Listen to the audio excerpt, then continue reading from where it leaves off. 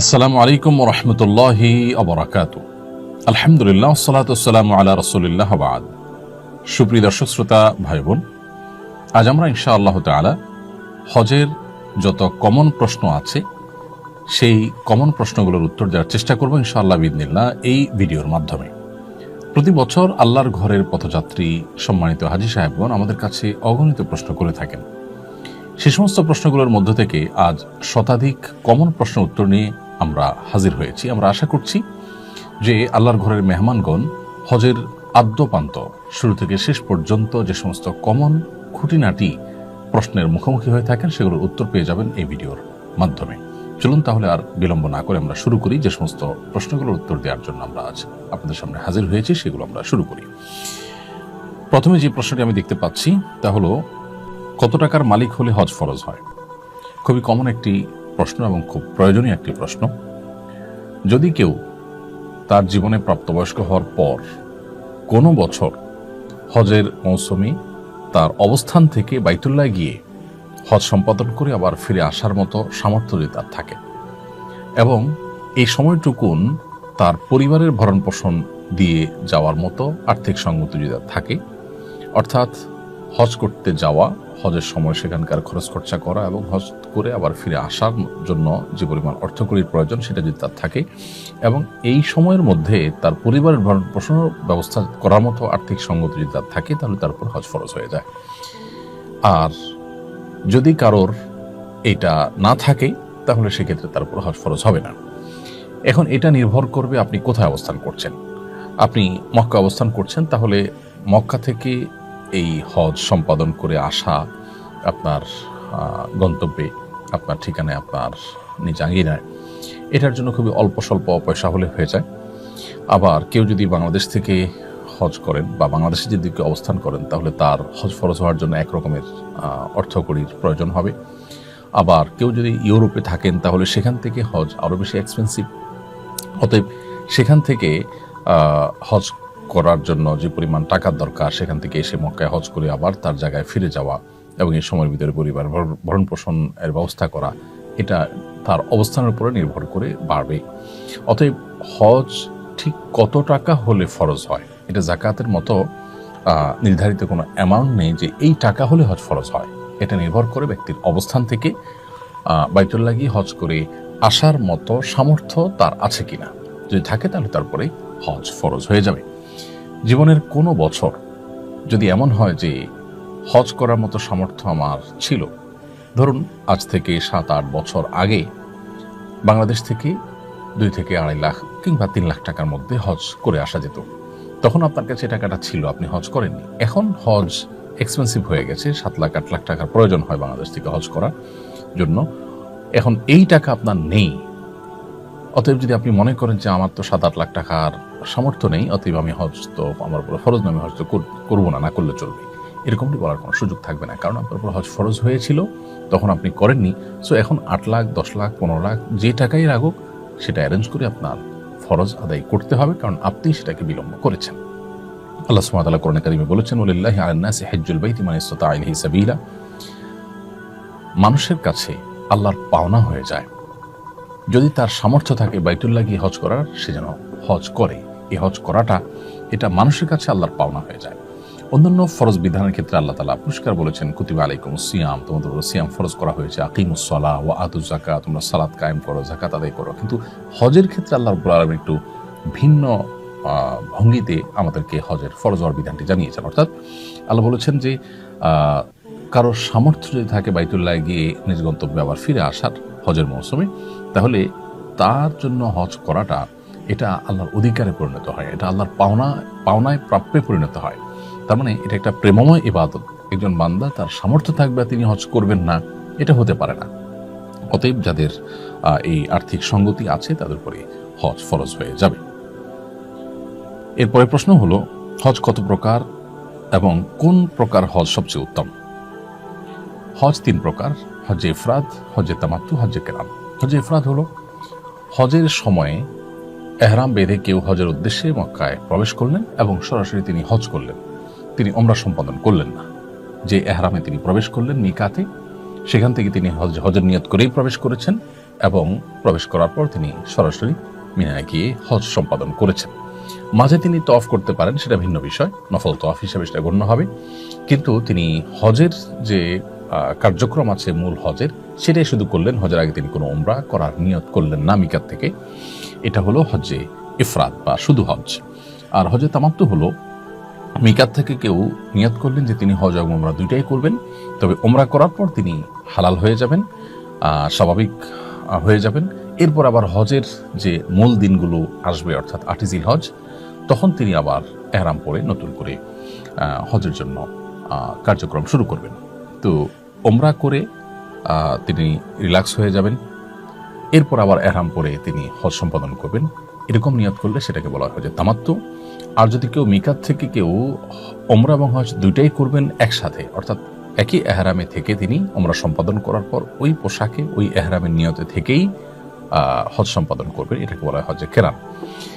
এর মধ্যে কোন হজ উত্তম, এটা নিয়ে ফুকাহা কেরামের মধ্যে মতভিন্নতা আছে। ইমাম মালিক রাহিমাহুল্লাহর মতে হজে ইফরাদ উত্তম, ইমাম আহমদ ইবনে হাম্বল রাহিমাহুল্লাহ এবং শাফি রাহিমাহুল্লাহর মতে হজে কেরান, হজে তামাত্তু উত্তম।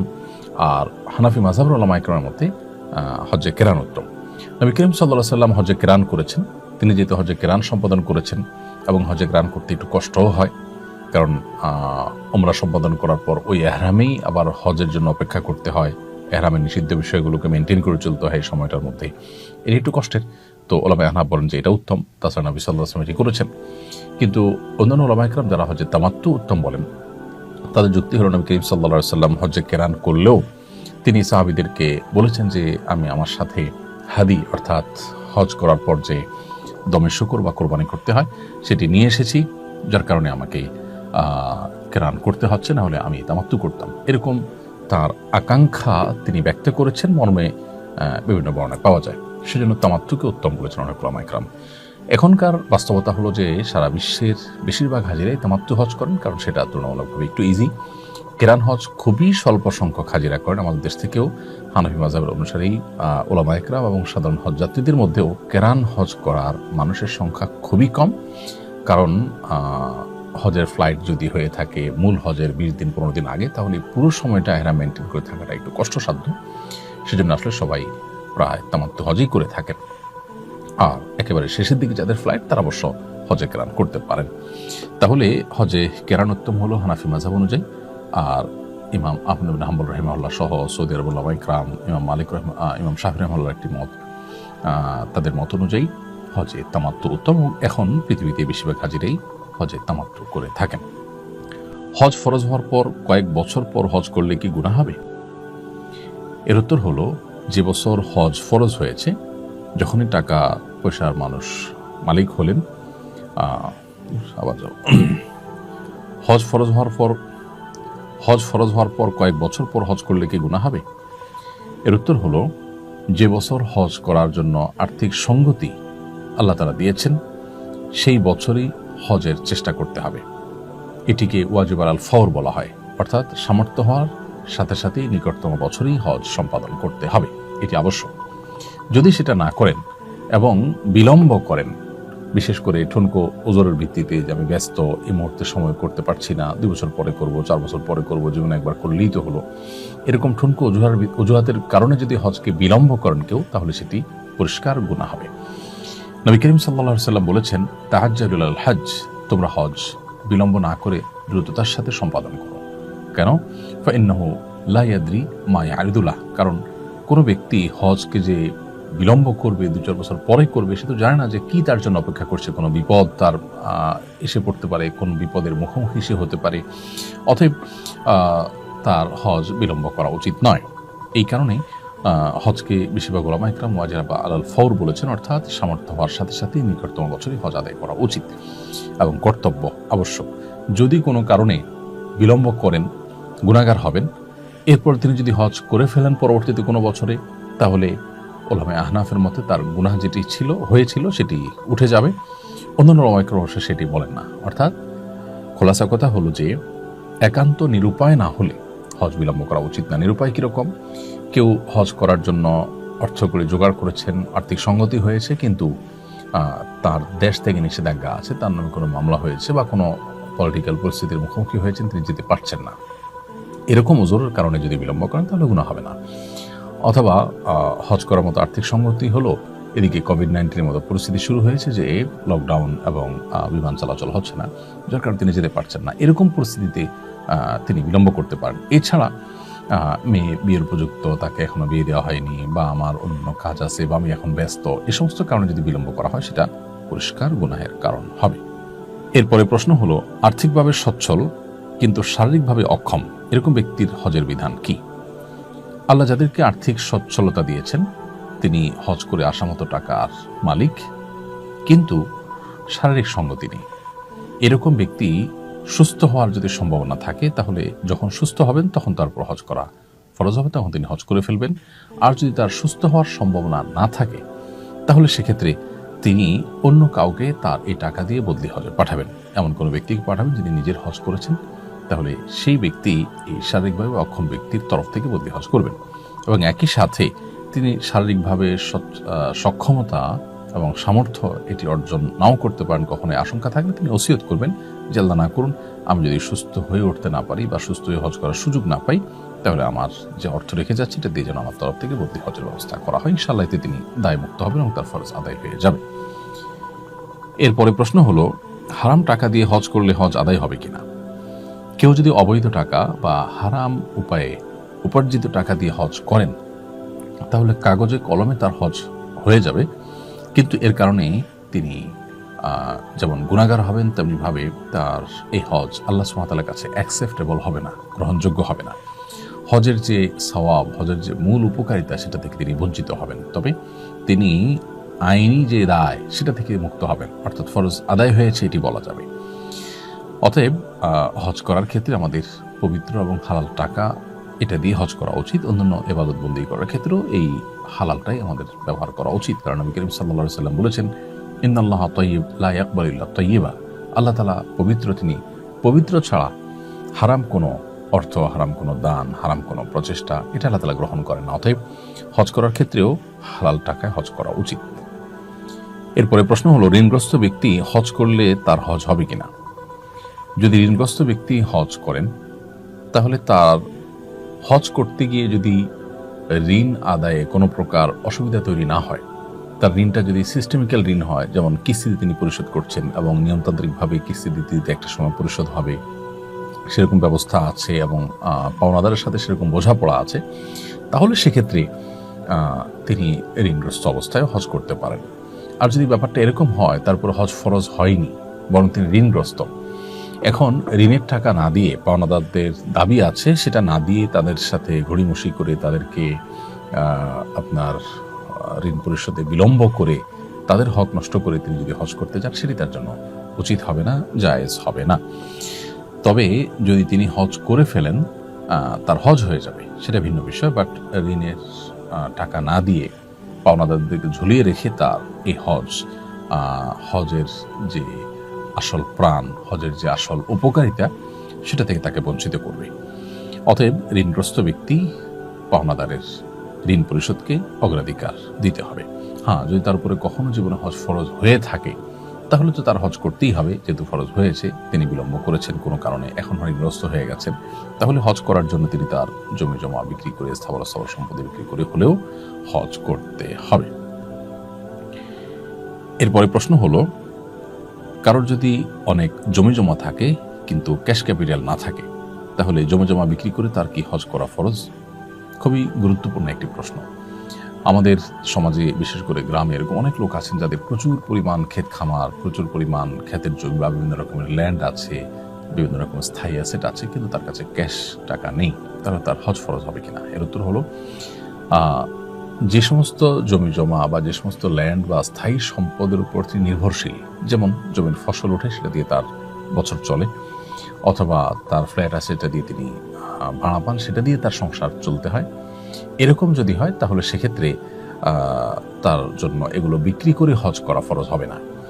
কিন্তু যদি এই পরিমাণ জমি থাকে যে তার বছর চলার পরও অতিরিক্ত আরও আছে, বা যেটার উপর তার সংসার চলাটা নির্ভরশীল না, এরকম অতিরিক্ত জমি জমা বা অতিরিক্ত অ্যাসেট যদি থাকে তাহলে সেগুলো বিক্রি করে হজ করার মতো অর্থ যদি পাওয়া যায় তাহলে অবশ্যই তার উপর হজ ফরজ হয়ে যাবে।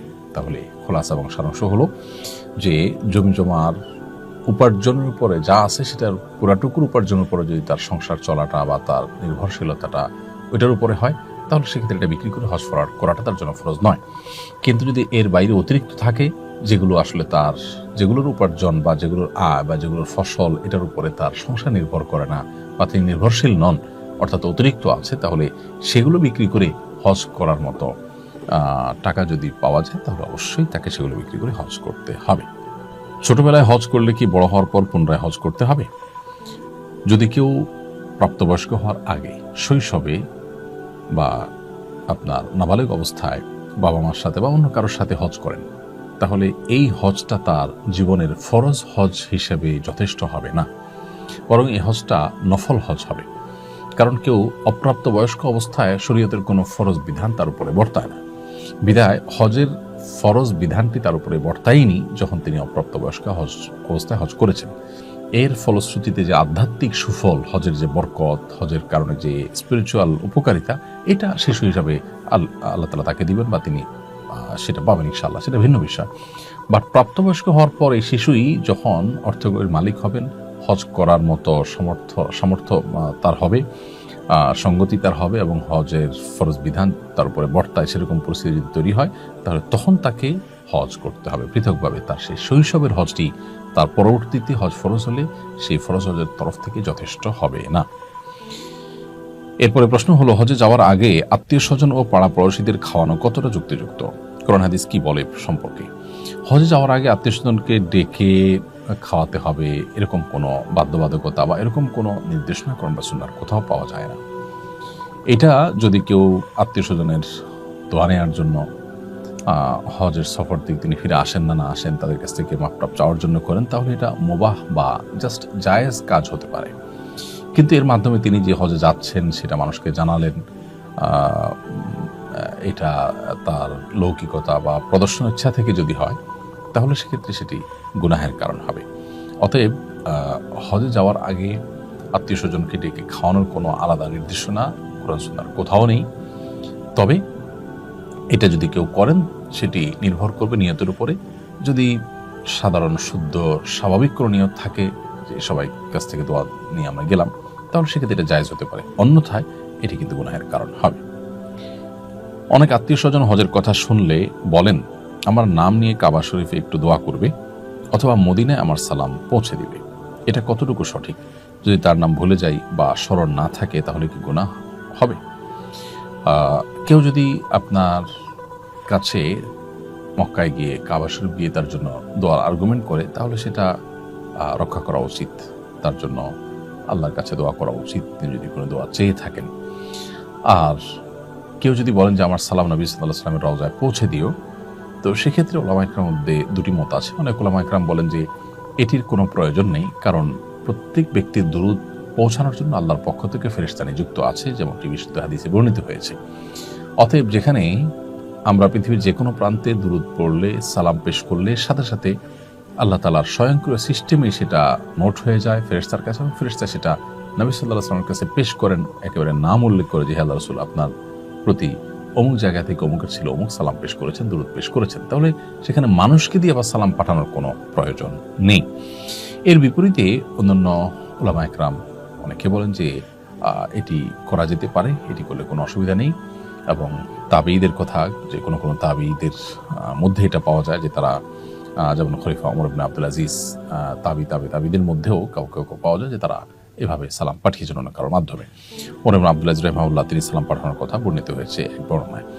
তো এগুলোর উপর ভিত্তি করে অনেক উলামা কেরাম এটাকে জায়েজ বলেন। কিন্তু সাহাবায়ে কেরাম বা হাদিসে মূলত একজন আরেকজনের জন্য দোয়া করা, দোয়া চাওয়া, এগুলো বর্ণিত হলেও সালাম পেশ করা নবী সাল্লাল্লাহু আলাইহি ওয়াসাল্লামের কাছে কারোর মাধ্যমে, এটি কোনো হাদিস দ্বারা ওইভাবে আসলে সাব্যস্ত হয় না। খোলাসা কথা হলো যে কেউ যদি আমাদের জন্য দোয়া করে, তাহলে তাদের জন্য দোয়া করা উচিত। যদি অনেক মানুষ দোয়া চায়, তাদের সবার নাম মনে না থাকে, তাহলে আমি কমন দোয়া করতে পারি, আল্লাহ যতজন দোয়া চেয়েছেন আপনি জানেন, আপনি তাদের সবার নেক উদ্দেশ্য পূরণ করুন, বা যারা দোয়া চেয়েছেন, যারা যেটা চেয়েছেন তাদের সে চাওয়াগুলো পূরণ করুন। এভাবে আপনি কমন দোয়া করে দায়মুক্ত হতে পারেন। আর নবী সাল্লাল্লাহু আলাইহি ওয়াসাল্লামের কবরের সামনে সালাম পেশ যখন আমরা করি, তখন আজকাল বিশেষ করে এত ভিড় হয়, নিজের সালামটা পেশ করাটাই দায় হয়ে যায়। এত অল্প সময় সেখানে রানিং অবস্থায় সালাম দিতে হয়। সেখানে আসলে অনেক লোক বললে তাদের নাম নিয়ে নিয়ে হে আল্লাহ রাসূল অমুক অমুক আপনার প্রতি সালাম পেশ করেছেন বা অমুক অমুক তরফ থেকে আসসালাতু ওয়াসসালামু আলাইকা রাসূলুল্লাহ, এরকম বলা আসলে সেই সুযোগ স্কোপ আজকাল থাকেও না। এটা হলো বাস্তবতা। অতএব দোয়ার ক্ষেত্রে আমরা যেমন কমন দোয়া করতে পারি তাদের জন্য, আবার সেই সাথে তাদের নামের নোট নিয়ে নিতে পারি যে কারা কারা দোয়া চেয়েছেন, তাদের নামগুলো ধরে ধরে নোট দেখে আমরা তাদের জন্য আল্লাহর ঘরে বা বাইতুল্লাহ গিয়ে দোয়া করতে পারি। সেটা আরও ভালো, কারণ অন্যের জন্য যখন দোয়া করা হয় তখন আল্লাহর ফেরেশতারা যেই দোয়া করেন তার জন্য দোয়া করেন। অতএব আমি মানুষের জন্য যত বেশি দোয়া করব তার সুফল আমি তত বেশি পাবো। আমি দোয়া করব মানুষ হয়ে, আর তার বিপরীতে তার জন্য আমি যা দোয়া করলাম আল্লাহর ফেরেশতারা সেটা আমার জন্য দোয়া করবেন, অর্থাৎ আমার চাইতে উত্তম ব্যক্তি আমার জন্য দোয়া করবেন। অতএব এক্ষেত্রে আমাদের কার্পণ্য করা উচিত নয়।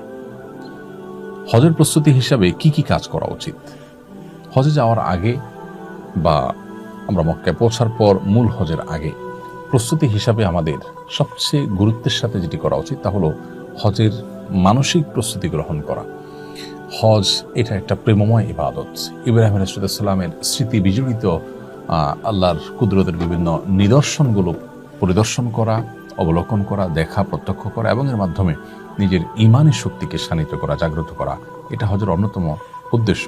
এজন্য হজের যে আধ্যাত্মিক শিক্ষা সেটাকে জানার চেষ্টা করা, সেটাকে বোঝা এবং অনুভব করার চেষ্টা করা। এজন্য প্রমিনেন্ট ওলামা একরাম তাদের বক্তব্য যেমন শোনা যেতে পারে এবং এ সম্পর্কিত বহু বই পুস্তক আছে। আমাদের ইসলামের পূর্বসূরীদের হজ এবং ওমরার ইমান জাগানিয়া বিভিন্ন দাস্তান আছে, সেগুলো আমরা পড়তে পারি। এর মাধ্যমে মানসিকভাবে আমি হজের জন্য প্রস্তুতি নিতে পারবো ইনশাআল্লাহ।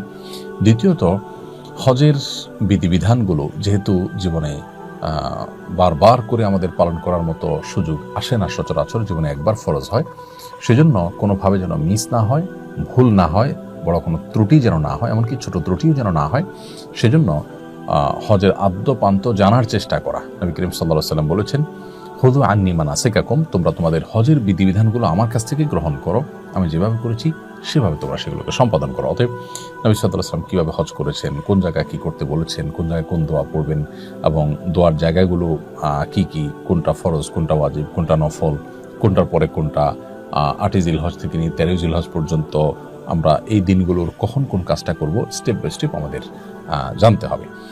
তাহলে দ্বিতীয় প্রস্তুতি হলো যে হজের সমস্ত বিধিবিধান, হজের সমস্ত নিয়ম কানুনগুলো কোরআন সুন্নাহর আলোকে জানার চেষ্টা করবো আমরা ইনশাআল্লাহ তাআলা। তৃতীয়ত, হজ করতে আমরা মক্কায় যাব ইনশাআল্লাহ। সেখানকার এনভায়রনমেন্ট, সেখানকার পরিবেশ আমি যেখানে অবস্থান করছি আমার দেশ থেকে ভিন্নতর। অতএব সেখানে গিয়ে সুস্থ সবলভাবে আমি নিরাপদে নির্বিঘ্নে যেন ইবাদতবন্দি করতে পারি, স্মুথলি যেন আমার সমস্ত দোয়া এবং ইবাদত, তওয়াফ ইত্যাদি নিবেদন করতে পারি, সেজন্য শারীরিকভাবেও নিজেকে প্রস্তুত করা এবং সেখানকার প্রতিবন্ধকতাগুলো মাথায় রেখে আমাদের প্রস্তুতি গ্রহণ করা। এভাবে ত্রিমুখী প্রস্তুতি যদি আমরা গ্রহণ করতে থাকি ইনশাআল্লাহ হজ অর্থবহ হবে। সেই সাথে আর একটি সম্পূরক প্রস্তুতির কথা বলবো, আল্লাহর কাছে দোয়া করা যে আল্লাহ আপনি আমাকে সুস্থ সবলভাবে স্বাভাবিকভাবে হজের সমস্ত কাজগুলো সম্পাদন করার তৌফিক দান করুন। হজ একটা কষ্টসাধ্য ইবাদত।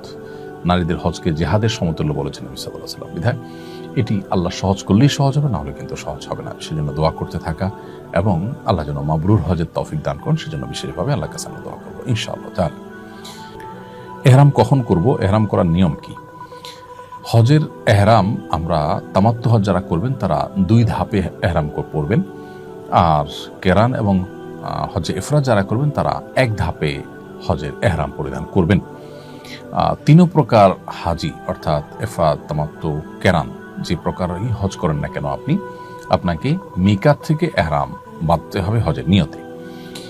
আপনি যদি বাহির থেকে যান সেক্ষেত্রে মিকাত থেকে আপনি হজের নিয়তে আপনাকে এহরাম বাঁধতে হবে।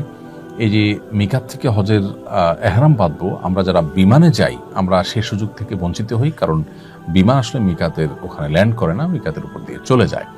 তো সেক্ষেত্রে আমরা যে দেশ থেকে যাব তিনি সেই দেশের এয়ারপোর্ট বা হাজি ক্যাম্প এই সমস্ত জায়গা থেকে এহরাম বাঁধতে পারি। চাইলে বাসা থেকে এহরামের কাপড় পরিধান করতে পারি, এটা হলো পরিধান করা। আর নিয়তটা যেটা এহরামের আনুষ্ঠানিকতা বা এহরামের যে মূল কার্যক্রম সেটি আমরা শুরু করব, অর্থাৎ নিয়ত করাটা শুরু করব হলো মিকাত থেকে। সেটা কিভাবে? বিমান যখন মিকাতের কাছাকাছি যাবে তখন আমাদেরকে পাইলট ঘোষণা দিবেন যে আমরা মিকাত ক্রস করতে যাচ্ছি, তখন আমরা নিয়ত করে নেব যে আমরা হজ করতে যাচ্ছি। যদি এমন কোনো দেশ থেকে আসেন যেখানে আসলে হজ যাত্রী ফ্লাইটে খুবই কম, আপনাকে হয়তো বলা হবে না, সেক্ষেত্রে আপনি নিশ্চয়ই তাদের কাছ থেকে জানতে পারবেন যে আপনি সৌদি আরবের বর্ডারে ঢুকেছেন, কোন জায়গায় আছেন, ম্যাপ দেখার সুযোগ থাকে, আজকাল জানার সুযোগ থাকে, বিধায় আপনি মিকাতের কাছাকাছি গিয়ে নিয়ত করবেন। এ হলো আমাদের এহরাম শুরু হওয়া। দ্বিতীয় ধাপে এহরাম করতে হবে তামাত্তু হাজিদেরকে। সেক্ষেত্রে তারা দ্বিতীয় ধাপের এহরামটা পড়বেন মূলত 8ই জিলহজ সকালে অথবা 7ই জিলহজ সন্ধ্যায়। আপনার বাস যখন প্রস্তুত হয় মিনা যাওয়ার জন্য, তখন হোটেল থেকে এহরাম করে আপনি চলে যাবেন ইনশাআল্লাহ তাআলা। তাহলে এহরামের পোশাকটা আমরা পরিধান হয়তো দেশ থেকে করব, কিন্তু নিয়তটা করব আমরা মিকাত থেকে বা মিকাতের কাছাকাছি জায়গায় গিয়ে, এবং যখন নিয়ত করব তখন থেকেই কিন্তু আমাদের তালবিয়া পাঠ শুরু হবে। আর এহরামের নিয়ম হলো আমরা সেলাইবিহীন শুভ্র সাদা কাপড় পরলে সেটা উত্তম, অন্য কোনো কালারের যদি পোশাক পরেন সেটাও আপনার এহরামের জন্য যথেষ্ট হয়ে যাবে যদি সেলাই করা না হয়। আর এবং পাশাপাশি এই এহরামের কাপড় হিসাবে একটা টুকরো নিচে, আরেকটা টুকরো চাদর হিসাবে উপরে, অর্থাৎ একটা লুঙ্গির মতো একটা চাদরের মতো করে পুরুষদের জন্য পরিধান করা। আর মা বোনদের জন্য সাধারণ যে পোশাক তারা পরে থাকেন ওই স্বাভাবিক পোশাক পরিধান করবেন। এটাই হলো তাদের এহরামের কাপড়। তো এহরামের নিয়ম হলো যে আমরা মিকাতে গিয়ে না নামার সুযোগ না থাকে তাহলে তার আগে থেকে আমরা উত্তম রূপে মাথা থেকে পা পর্যন্ত পুরো শরীরকে ফ্রেশ করে, নখ, অবাঞ্ছিত লোম ইত্যাদি কেটে উত্তম রূপে গোসল করে তারপর আমরা এহরামের কাপড় পরিধান করব। 2 রাকাত নামাজ পড়বো, নামাজের কোনো ফরজ ওয়াক্ত হলে ফরজ নামাজ পড়বো, না হলে 2 রাকাত নামাজ পড়ে আমরা এহরামের কাপড় পরে ফেলবো। এরপর মিকাতের কাছাকাছি গিয়ে লাব্বাইকা হাজ্জান বা লাব্বাইকা উমরাতান, আপনি যেটা করছেন সেটা নিয়ত করে তারপর থেকে তালবিয়া শুরু করবেন। তাহলে এ হলো এহরাম আমরা কখন করব এবং এহরামের নিয়ম কি সে সম্পর্কে বিস্তারিত। যদি কারোর হজের ফ্লাইট বা উমরার ফ্লাইট আগে মদিনায় যায়, মদিনায় থেকে তারপরে তারা ব্যাক করবেন মক্কাতে হজের জন্য, তাহলে সেক্ষেত্রে তারা বাংলাদেশ থেকে বা যেখান থেকে যাবেন সেখান থেকে এহরাম পড়বেন না। তারা মদিনা থেকে যখন মক্কায় আসবেন তখন মিকাত পড়বে, সেই মিকাত থেকে তারা হজের এহরাম পড়বেন। আগের হজ বা ওমরা পালনকারীদের এহরামের কাপড় অন্যজন ব্যবহার করতে পারবে কিনা? আপনি জীবনে কখনো নিজে হজ করেছেন, আগে ওমরা করেছেন, আপনার সেই পুরাতন হজ বা ওমরার যে এহরামের কাপড় সেটা দিয়ে আপনি আবার নতুন করে বা পরবর্তীতে যে কোনো হজ বা ওমরা করতে পারবেন। এমনকি একজনে একটা কাপড়ে ওমরা করেছেন বা হজ করেছেন, তার কাপড় পবিত্র কাপড়ে, ধোয়া কাপড়ে আরেকজন এহরাম করে হজ বা ওমরা করতে পারবেন, এতে কোনো অসুবিধা নেই। অর্থাৎ হজ এবং ওমরার জন্য নতুন কাপড় হওয়া জরুরি নয়। এরপরে প্রশ্ন হলো মহিলাদের এহরামের পোশাক কেমন হবে? মহিলাদের এহরামের পোশাক হবে একেবারে সাধারণ স্বাভাবিক পোশাক, তবে তারা মুখের উপরে নেকাব বাঁধবেন না আর হাত মোজা না পরে স্বাভাবিকভাবে থাকার চেষ্টা করবেন। বিশেষ করে বড় ওড়না যদি থাকে তাহলে সেক্ষেত্রে পরপুরুষের সামনে তার হাত প্রদর্শিত হতে পারে, সেরকম আশঙ্কা তৈরি হলে ওড়নার ভেতর তিনি প্রবেশ করাবেন। বাস এইটুকু সতর্কতা যথেষ্ট। আর যদি এটা কঠিন হয়ে যায়, বরং তার সতর উন্মুক্ত হয়ে যেতে পারে, সবসময় ওনার ভিতরে রাখা সম্ভব হবে না, এরকম বড় ওড়না নেই বা এরকম কোনো পরিস্থিতি আছে, তাহলে সেক্ষেত্রে হাত মোজাও পরা যেতে পারে। সেরকম পরিস্থিতিতে সাধারণ অবস্থাতে হাত মোজা না পরে আপনার সেটাকে মুখমণ্ডলের মতো উন্মুক্ত রাখা আর পরপুরুষের সামনে চলে আসে সেটাকে ঢাকার চেষ্টা করা। এটা হলো মেয়েদের এহরামের ক্ষেত্রে লক্ষণীয় এবং করণীয়। এর বাইরে তারা অবশ্য সাধারণ সব পোশাক পরবেন, পুরুষের মতো সেলাবিহীন হওয়া তাদের জন্য জরুরি নয়। শুধু মুখটা, ক্যাপগুলো পাওয়া যায় যে সমস্ত ক্যাপের মাথায় কাপড় ঝোলানো থাকে, যখন তারা পরপুরুষের সামনে বা রাস্তাঘাটে বা মুভমেন্টে থাকবেন, অন্যান্য পুরুষরা থাকবে, গায়ে মাহারামরা থাকবে, এরকম জায়গায় থাকবে, তখন তারা সে কাপড়টা ফেলে দিবেন। একদিকে তাদের পর্দা হয়ে যাবে, অপরদিকে মুখ বাঁধার যে ব্যাপারটা সেটাও কিন্তু হবে না। বিধায় এই সমস্ত ক্যাপগুলো আমাদের বোনরা ব্যবহার করতে পারেন, মায়েরা ব্যবহার করতে পারেন। আর যদি পরপুরুষের সামনে যাওয়ার মতো অপশন না থাকে, হোটেলে আছেন, রুমে আছেন, নিজস্ব জায়গায় আছেন, তাহলে মুখমণ্ডল খোলা রাখতে হবে, সেটাকে ঢাকবেন না। ব্যাস, এর বাইরে আলাদা কোনো নিষেধাজ্ঞা নেই। আর এহরামের প্রস্তুতি হিসাবে গোসল করা, অবাঞ্ছিত লোম, নখ ইত্যাদি কেটে পরিষ্কার করা, এগুলো পুরুষদের মতো নারীদের জন্য সমানভাবে প্রযোজ্য। এবং এহরামের পর 2 রাকাত সালাত আদায় করা, সবকিছুই যথাযথভাবে করবেন একজন পুরুষের মতো। এরপরে প্রশ্ন হলো এহরামের পর কোন কোন জিনিস নিষিদ্ধ? এহরামের পর একজন মুহরিমের জন্য, একজন হজ বা উমরা যাত্রীর জন্য মিকাতে তিনি এহরাম করেছেন, মিকাতের কাছাকাছি থেকে এহরামের নিয়ত করেছেন, এরপর থেকে তার জন্য যে সমস্ত বিষয়গুলো নিষিদ্ধ হয়ে যায়, তার এহরাম সংশ্লিষ্ট কাজ শেষ করে উমরা বা হজ সম্পাদন করার আগ পর্যন্ত সে কাজগুলো হলো, প্রথমত যৌনতা সংশ্লিষ্ট কথা এবং কাজ এগুলো থেকে বিরত থাকা, স্ত্রী সহবাস না করা, এটা তার জন্য আবশ্যক। তিনি মিকাত থেকে এহরাম করেছেন, এহরাম করে তিনি উমরা সম্পাদন করার আগ পর্যন্ত, অর্থাৎ মাথার চুল মুন্ডন করার আগ পর্যন্ত তার জন্য এটি হালাল নয়। অতএব এটি একটি কাজ, স্ত্রী সহবাস, স্বামী সহবাস, এটা থেকে বিরত থাকতে হবে এহরামরত অবস্থাতে। দ্বিতীয়ত, শিকার করা যাবে না, অর্থাৎ এই সময়ের মধ্যে কোনো প্রাণী শিকার করা যাবে না। আর তৃতীয়ত, পুরুষদের জন্য সেলাযুক্ত কাপড় পরিধান করা যাবে না। মেয়েরা অবশ্য সেলাযুক্ত সাধারণ পোশাক পরতে পারেন। এহরাম অবস্থায় পুরুষরা মাথা ঢাকবেন না এবং চেহারাও ঢাকবেন না। আর বোনরা মাথা ঢাকতে পারবেন, মাথা ঢাকবেন, তবে চেহারা তারা কাপড় দিয়ে বাঁধবেন না। পরপুরুষের সামনে গেলে সেক্ষেত্রে পর্দার জন্য ব্যবস্থা করবেন, কারণ মা আয়েশা রাদিয়াল্লাহু তাআলা তিনি যখন হজ করেছেন নবী সাল্লাল্লাহু আলাইহি ওয়াসাল্লামের সাথে, তিনি বলেছেন যে তিনি পুরুষদের দৃষ্টি সীমানায় চলে আসলে তার মাথার উপরের কাপড়টাকে তিনি টেনে দিতেন, তার মানে স্বাভাবিক অবস্থা তিনি খোলা রাখতেন। তো সেটি করতে হবে। এছাড়াও এহরাম অবস্থা যেটি নিষিদ্ধ তা হলো সুগন্ধি ব্যবহার করা, আতর ইত্যাদি ব্যবহার করা, এটি নিষিদ্ধ, নারী পুরুষ সকলের জন্যই। এবং এহরামরত অবস্থাতে চুল নখ ইত্যাদি কাটা, এটাও সকলের জন্য নিষিদ্ধ। তাহলে এই কাজগুলো এহরামরত অবস্থা নিষিদ্ধ। আবারও বলছি, স্ত্রী বা স্বামী সহবাস করা, শিকার করা এবং পুরুষদের জন্য সেলাইযুক্ত কাপড় পরা এবং পুরুষদের জন্য মাথা এবং মুখমণ্ডল ঢাকা, এগুলো নিষিদ্ধ। আর মেয়েদের জন্য মাথা ঢাকা নিষিদ্ধ নয়, তবে মুখমণ্ডল তাদের জন্য কাপড় দিয়ে বাঁধা নিষিদ্ধ। পরপুরুষের সামনে গেলে সেটা ভিন্ন কথা, তিনি ঢাকবেন তবে মুখ বাঁধবেন না। আর সুগন্ধিযুক্ত কোনো কিছু ব্যবহার করে নারী পুরুষ সবার জন্য নিষিদ্ধ, এবং চুল নখ কাটাও সবার জন্য নিষিদ্ধ। এগুলো হলো এহরামের নিষিদ্ধ কাজ। এই নিষিদ্ধ কাজগুলো নিষিদ্ধ থাকবে কতক্ষণ পর্যন্ত? যতক্ষণ পর্যন্ত তিনি চুল না কাটছেন বা চুল মাথা মুন্ডন না করছেন, তার আগ পর্যন্ত, অর্থাৎ এহরাম শেষ হওয়ার আগ পর্যন্ত এগুলো বলবৎ থাকবে। তালবিয়া কোন সময় থেকে শুরু এবং কোন সময় শেষ করতে হয়? এহরাম বাঁধার পর থেকে আমরা এহরামের নিয়ত যখন করলাম, বাঁধা শুধু নয়, এহরামের কাপড় পরলে আসলে এহরাম বাঁধা হয় না। এহরামের কাপড় পরার পর আমরা বিমানে ফ্লাই করে গিয়ে মিকাত থেকে যখন আমরা নিয়ত করলাম লব্বাইকা হজ্জান বা উমরাতান বললাম, তখন থেকে তালবিয়া শুরু হয়ে যাবে। লব্বাইক আল্লাহুম্মা লব্বাইক, লব্বাইক লা শারীকা লাক লব্বাইক, ইন্নাল হামদা ওয়ান নি'মাতা লাক ওয়াল মুলক লা শারীকা লাক। এই তালবিয়া আমরা পাঠ করতে থাকবো কতক্ষণ পর্যন্ত?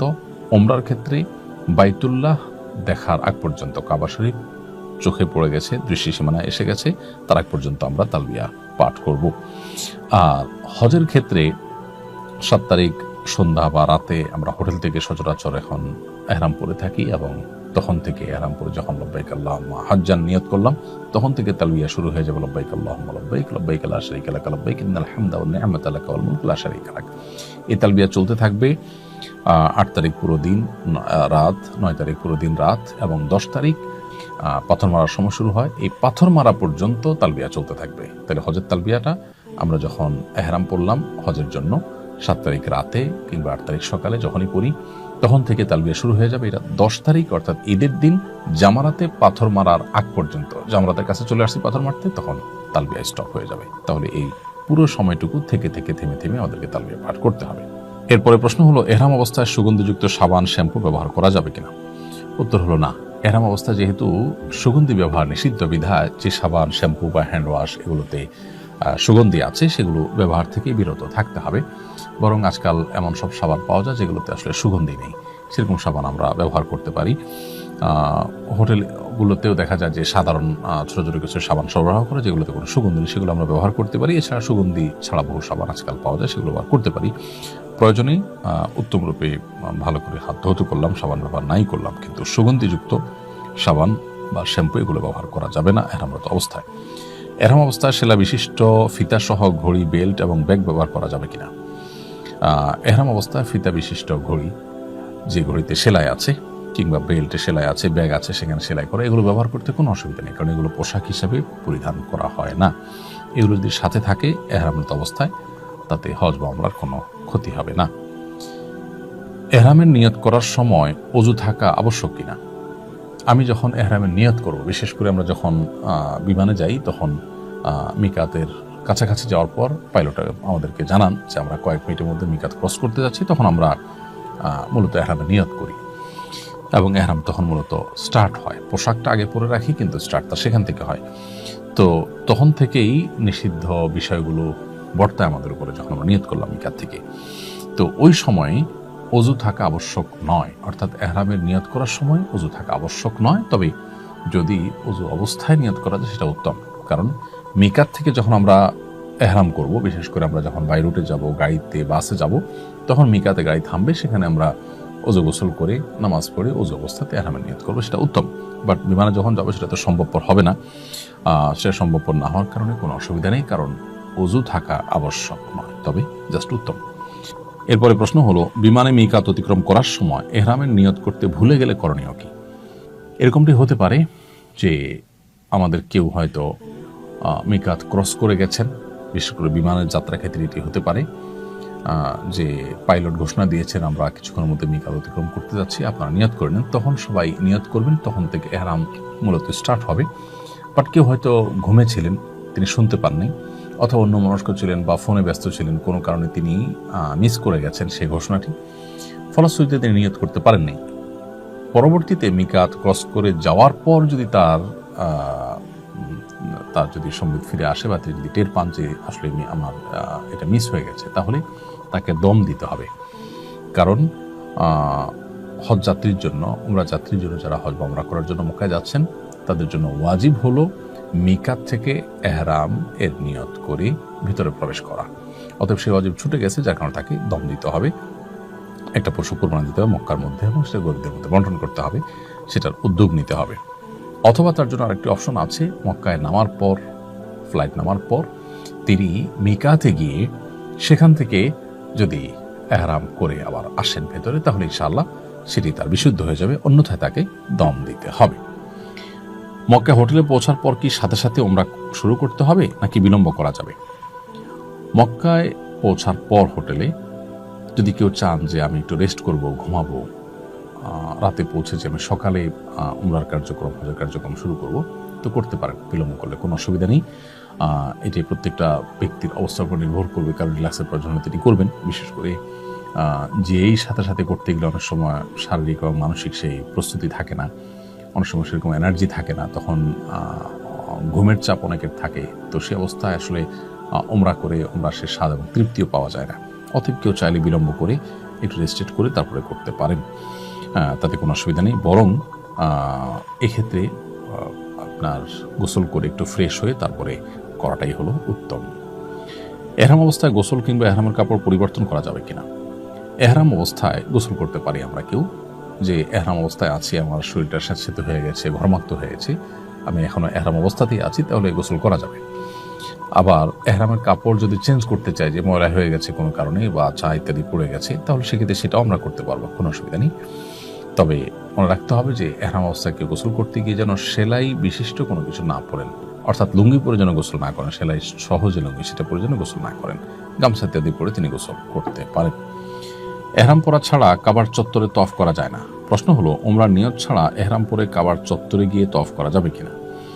সাধারণত সৌদি আরবের অথরিটি, সেখানকার পুলিশ যারা দায়িত্বে নিয়োজিত থাকেন, তারা বাইতুল্লাহর যে চত্বর, কাবার যে চত্বর, সেই চত্বরে হাউজে এহরামের পোশাক ছাড়া ঢুকতে দেন না।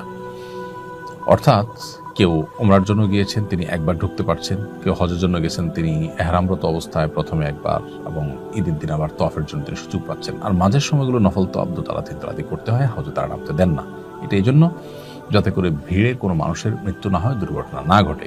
এখন কেউ মক্কায় আছেন, তার উমরার কাজ শেষ হয়ে গেছে, হোটেল অবস্থান করছেন, সাদা কাপড় পরে এহরাম পরে তিনি তওয়াফ করতে গেলেন, তিনি আসলে উমরাকারী নন। জাস্ট নিচে নামার ক্ষেত্রে পুলিশ যেহেতু এহরামের কাপড় দেখে নামতে দিবে, সেজন্য তিনি এটা পরে, এটা জায়েজ হবে কিনা? উত্তর হলো এটা অনুচিত হবে, কারণ এটা এক ধরনের অসততা, এটা এক ধরনের প্রতারণা। কারণ হলো, আপনার এই পোশাক দিয়ে আপনি বার্তা দিচ্ছেন আমি এহরামকারী, মূলত আপনি এহরামকারী নন। তো এই যে একটু ছলচাতুরি, এটা আসলে ইমানদারের সাথে যায় না, সেজন্য এটা অ্যাভয়েড করা উচিত। আমরা দোতলায়, তিনতলায় বা ছাদ দিয়ে আমরা তওয়াফ করার চেষ্টা করব। আর এহরামরত অবস্থাতে, বিশেষ করে হজযাত্রীরা ঈদের দিন থেকে নিয়ে এরপরে বেশ অনেক দিন পর্যন্ত হাউজে যে কোনো পোশাকে নামার সুযোগ থাকে, বিধায় সেই সুযোগটাকে আমরা গ্রহণ করবো ইনশাআল্লাহ। এহরাম অবস্থায় দাড়ি খিলাল করলে যদি দাড়ি ছিঁড়ে আসে তাহলে এহরামের ক্ষতি হবে কিনা? দাড়ি খিলাল করতে গিয়ে একটা দাড়ি খসে গেল, অথবা মাথার চুল এটা আপনি চুলকাতে গিয়ে পড়ে গেল, তো ইচ্ছার বাইরে যদি এরকম হয়ে যায় কোনো অসুবিধা নেই। তবে এক্ষেত্রে যদি 2টা বা 3টা চুল ছিঁড়ে যায় তবে ওলামা একরাম, ফুকাহা একরাম অনেকে ফিদিয়া ওয়াজিব হওয়ার কথা বলেছেন।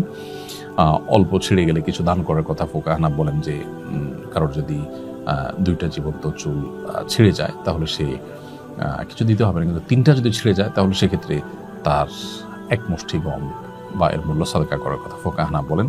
আর হাম্বলি ফকিগণ তারা বলেন যে জীবন্ত চুল 3টা যদি ছিঁড়ে যায় তাহলে ফিদিয়া ওয়াজিব হয়। ফিদিয়া হলো 6টা রোজা রাখা, কিংবা 3টা রোজা রাখা, কিংবা 6 জন মিসকিনকে খাদ্য দেওয়া, কিংবা একটা পশু কোরবানি করা, জবাই করে মিসকিনদেরকে খাওয়ানো মক্কাতে। তো এই 3টার কোনো একটা করা, এটা আবশ্যক হয়ে যায়। 3টা চুল ছিঁড়ে, এটা হাম্বলি ফকিদের মতে। তবে ইচ্ছার বাইরে 1টা-2টা চুল ছিঁড়ে পড়ে গেছে আপনার অজান্তে, বা আপনি ইচ্ছাকৃত করেননি, তাতে অসুবিধা নেই। এই জন্যই এহরাম অবস্থাতে যথাসম্ভব মাথার চুল না আঁচড়ানো উচিত, বিশেষ করে যাদের চুল আঁচড়ালে চুল পড়বে এটা তারা নিশ্চিত জানেন। সেজন্য হাত দিয়ে তারা চুল যতটুকু সোজা করা দরকার হয় সেটা করবেন। এরপরে প্রশ্ন হলো, এহরাম অবস্থায় তওয়াফের সময় সানগ্লাস পরা যাবে কিনা? উত্তর হলো সানগ্লাস পরা যাবে, কারণ এহরাম অবস্থায় নিষিদ্ধ কাজগুলোর মধ্যে সানগ্লাস পরা যাবে না এমন কোনো কথা নেই, বিধায় সানগ্লাস পরতে পারবেন। এহরাম অবস্থায় মাস্ক পরা যাবে কিনা? এহরাম অবস্থায় যেহেতু মুখমণ্ডল ঢাকা নিষেধ, অতএব মাস্ক পরা যাবে না। যদি কেউ মাস্ক পরতে বাধ্য হন, শারীরিক অসুস্থতার কারণে মাস্ক পরা ছাড়া তিনি অসুস্থ হয়ে যান, এরকম যদি কারোর অবস্থা তৈরি হয় তাহলে সেক্ষেত্রে তিনি মাস্ক পরতে পারবেন, কিন্তু মাস্ক পরার কারণে তাকে ফিদিয়া দিতে হবে। ফিদিয়া কি? ফিদিয়া হলো হয় 3টি রোজা রাখবেন, আর না হলে 6 জন মিসকিনকে খাদ্য দিবেন 2 বেলার, আর না হলে তিনি একটি পশু কোরবানি করে মক্কায় মিসকিনদের মধ্যে বিতরণ করবেন বা তার ব্যবস্থা করবেন, ফিদিয়া দিবেন, দম দিবেন। এই 3টার কোনোটা করলে ইনশাআল্লাহ বিদিনিল্লাহ সেটি তার জন্য বৈধ হয়ে যাবে, যদি কেউ নিরূপ অবস্থায় এটি করতে হয়। এহরাম অবস্থায় কোন ধরনের জুতা পরিধান করা যাবে? এহরাম অবস্থায় পুরুষদের জন্য জুতা পরিধান করার ক্ষেত্রে মাথায় রাখতে হবে তার পায়ের উঁচু জায়গাটা যেন খোলা থাকে। এখানে উঁচু জায়গা বলতে কি বোঝানো হয়েছে হাদিসে, এটার ব্যাখ্যা নিয়ে আবার 2টি মত আছে। অনেকে বলেছেন যে আমাদের যে পায়ের যে গিরা আছে, টাকনো আছে, এইটার কথা বলা হয়েছে কাবাইন। আবার অনেকে বলেছেন যে আমাদের পায়ের যে এই যে উপরের অংশটা উঁচু, এটা বোঝানো হয়েছে। তো এটা নিয়ে ফুকাহাদের মধ্যে মত পার্থক্য আছে। জন্য সবচেয়ে উত্তম হয় ফিতাওয়ালা যে স্যান্ডেলগুলো আজকাল পাওয়া যায় সেগুলো, কারণ তাতে আমাদের গিরাও মুক্ত থাকে আর এই যে উঁচু জায়গাটা এটাও মুক্ত থাকে, তাহলে আর কোনো মত পার্থক্য থাকে না। ফুকাহা হানাফের মতে, হানাফি মাযহাবের ওলামাদের মতে উঁচু জায়গা বলতে এই পায়ের উপরের যে অংশটা এটাকে বোঝানো হয়েছে, এটা যেন খোলা থাকে। আর অন্যান্য ফকিদের অনেকে, হাম্বলি ফকিগণ, তারা বলেছেন যে 2টা গিরা যে আছে এই গিরা কাবাইন, সেটার কথা বোঝানো হয়েছে, বিধায় সেটা যদি ওপেন থাকে তাহলে সাধারণ যে কোনো স্যান্ডেল বা জুতা পরা যেতে পারে। কেটস জাতীয় কিছু পরা যাবে না, যেহেতু তাতে উঁচা অংশটা ঢেকে যায়। তো সতর্কতামূলক মত অবলম্বন করে আমরা ফুকাহা হানাফির মতের উপরে আমল করলে 2টা ফিতাওয়ালা যে স্যান্ডেলগুলো আছে সে জাতীয় কোনো স্যান্ডেল আমরা ব্যবহার করব, যাতে করে উপর অংশটা পরিপূর্ণ ঢেকে না যায়, উঁচু অংশটা পুরোপুরি ঢেকে না যায়। অথবা এমন করে যেটা বললাম যে আঙ্গুল ঢাকলো কিন্তু উপর অংশটা খোলা থাকলো, সেটাও জায়েজ হবে। এরপর প্রশ্ন হলো, এহরামরত অবস্থায় অসুস্থ ব্যক্তি ক্যাটস, মোজা বা প্যাম্পার্স ইত্যাদি করতে পারবে কিনা? বয়স্ক কোনো মানুষ, তার হয়তো অনেক বেশি ঘন ঘন পেশাব পায়খানা হয়ে যায় এবং নিজের অজান্তে হয়ে যায়, নিয়ন্ত্রণ করতে পারে না, তার জন্য প্যাম্পার্স পরানো হলো তাকে, অথবা কারোর কেটস বা মোজা পরা ছাড়া তিনি চলতে পারেন না। এই অবস্থাতে তিনি যদি এই সমস্ত কেটস বা মোজা পড়তে হয় তাহলে সেক্ষেত্রে এগুলো জায়েজ হবে নিরুপায় ব্যক্তির জন্য। অসুস্থ ব্যক্তির জন্য এটি জায়েজ হবে পুরুষদের ক্ষেত্রে, এবং এর জন্য তাকে ফিদিয়া দিতে হবে। ফিদিয়া যেটি বলছিলাম যে 3টা রোজা, কিংবা 6 জন মিসকিনকে 2 বেলা খাবার দেওয়া, কিংবা একটা পশু জবে করা মক্কাতে, করে সেটার গোশত গরিব দুঃখীদেরকে দান করে দেওয়া বা সেটার জন্য ব্যবস্থা করা কোনো অথরিটির মাধ্যমে, এটুকু করলে ইনশাআল্লাহ তার জন্য এটি জায়েজ হবে। আর যদি মেয়েরা এটা করেন তাহলে তো তাদের জন্য কোনো শর্ত ছাড়াই এটি জায়েজ, কারণ মেয়েরা যে কোনো জুতা পরিধান করতে পারেন এবং পায়ের মোজা তারা পরবেন সেটাই বরং নির্দেশিত, অতএব সেটা তারা করতে পারেন। এবং সেলাবিহীন পোশাক পরা যেহেতু তাদের জন্য বাধ্যতামূলক নয়, অতএব তারা এ জাতীয় কোনো কিছু করতে কোনো সমস্যা নেই। পুরুষের সেলাবিহীন পোশাক পরিধান করার কারণ জানতে চাই। এহরামরত অবস্থায় পুরুষরা কেন সেলাবিহীন পোশাক পরতে হবে? আল্লাহ তাআলা একমাত্র ভালো জানেন। আল্লাহ কখন কোন আদেশ, কোন নিষেধ, কি কারণে দেন, সেটার হিকমত এবং রহস্য একমাত্র আল্লাহ তাআলা জানেন। আমরা আসলে এর কারণ বলতে পারবো না। আমরা শুধুমাত্র আমান্না সাল্লাম না, আল্লাহ তাআলা আমাদেরকে নির্দেশ করেছেন, তাই আমরা সেটিকে আমল করছি। এ হলো আমাদের বিষয়। এর বাইরে সেলাবিহীন পোশাক পরার পেছনে হেকমা বা রহস্য হিসেবে অনেক রহস্যের কথা বলেন যে এহরামরত অবস্থায় এটা কেন পড়তে হবে।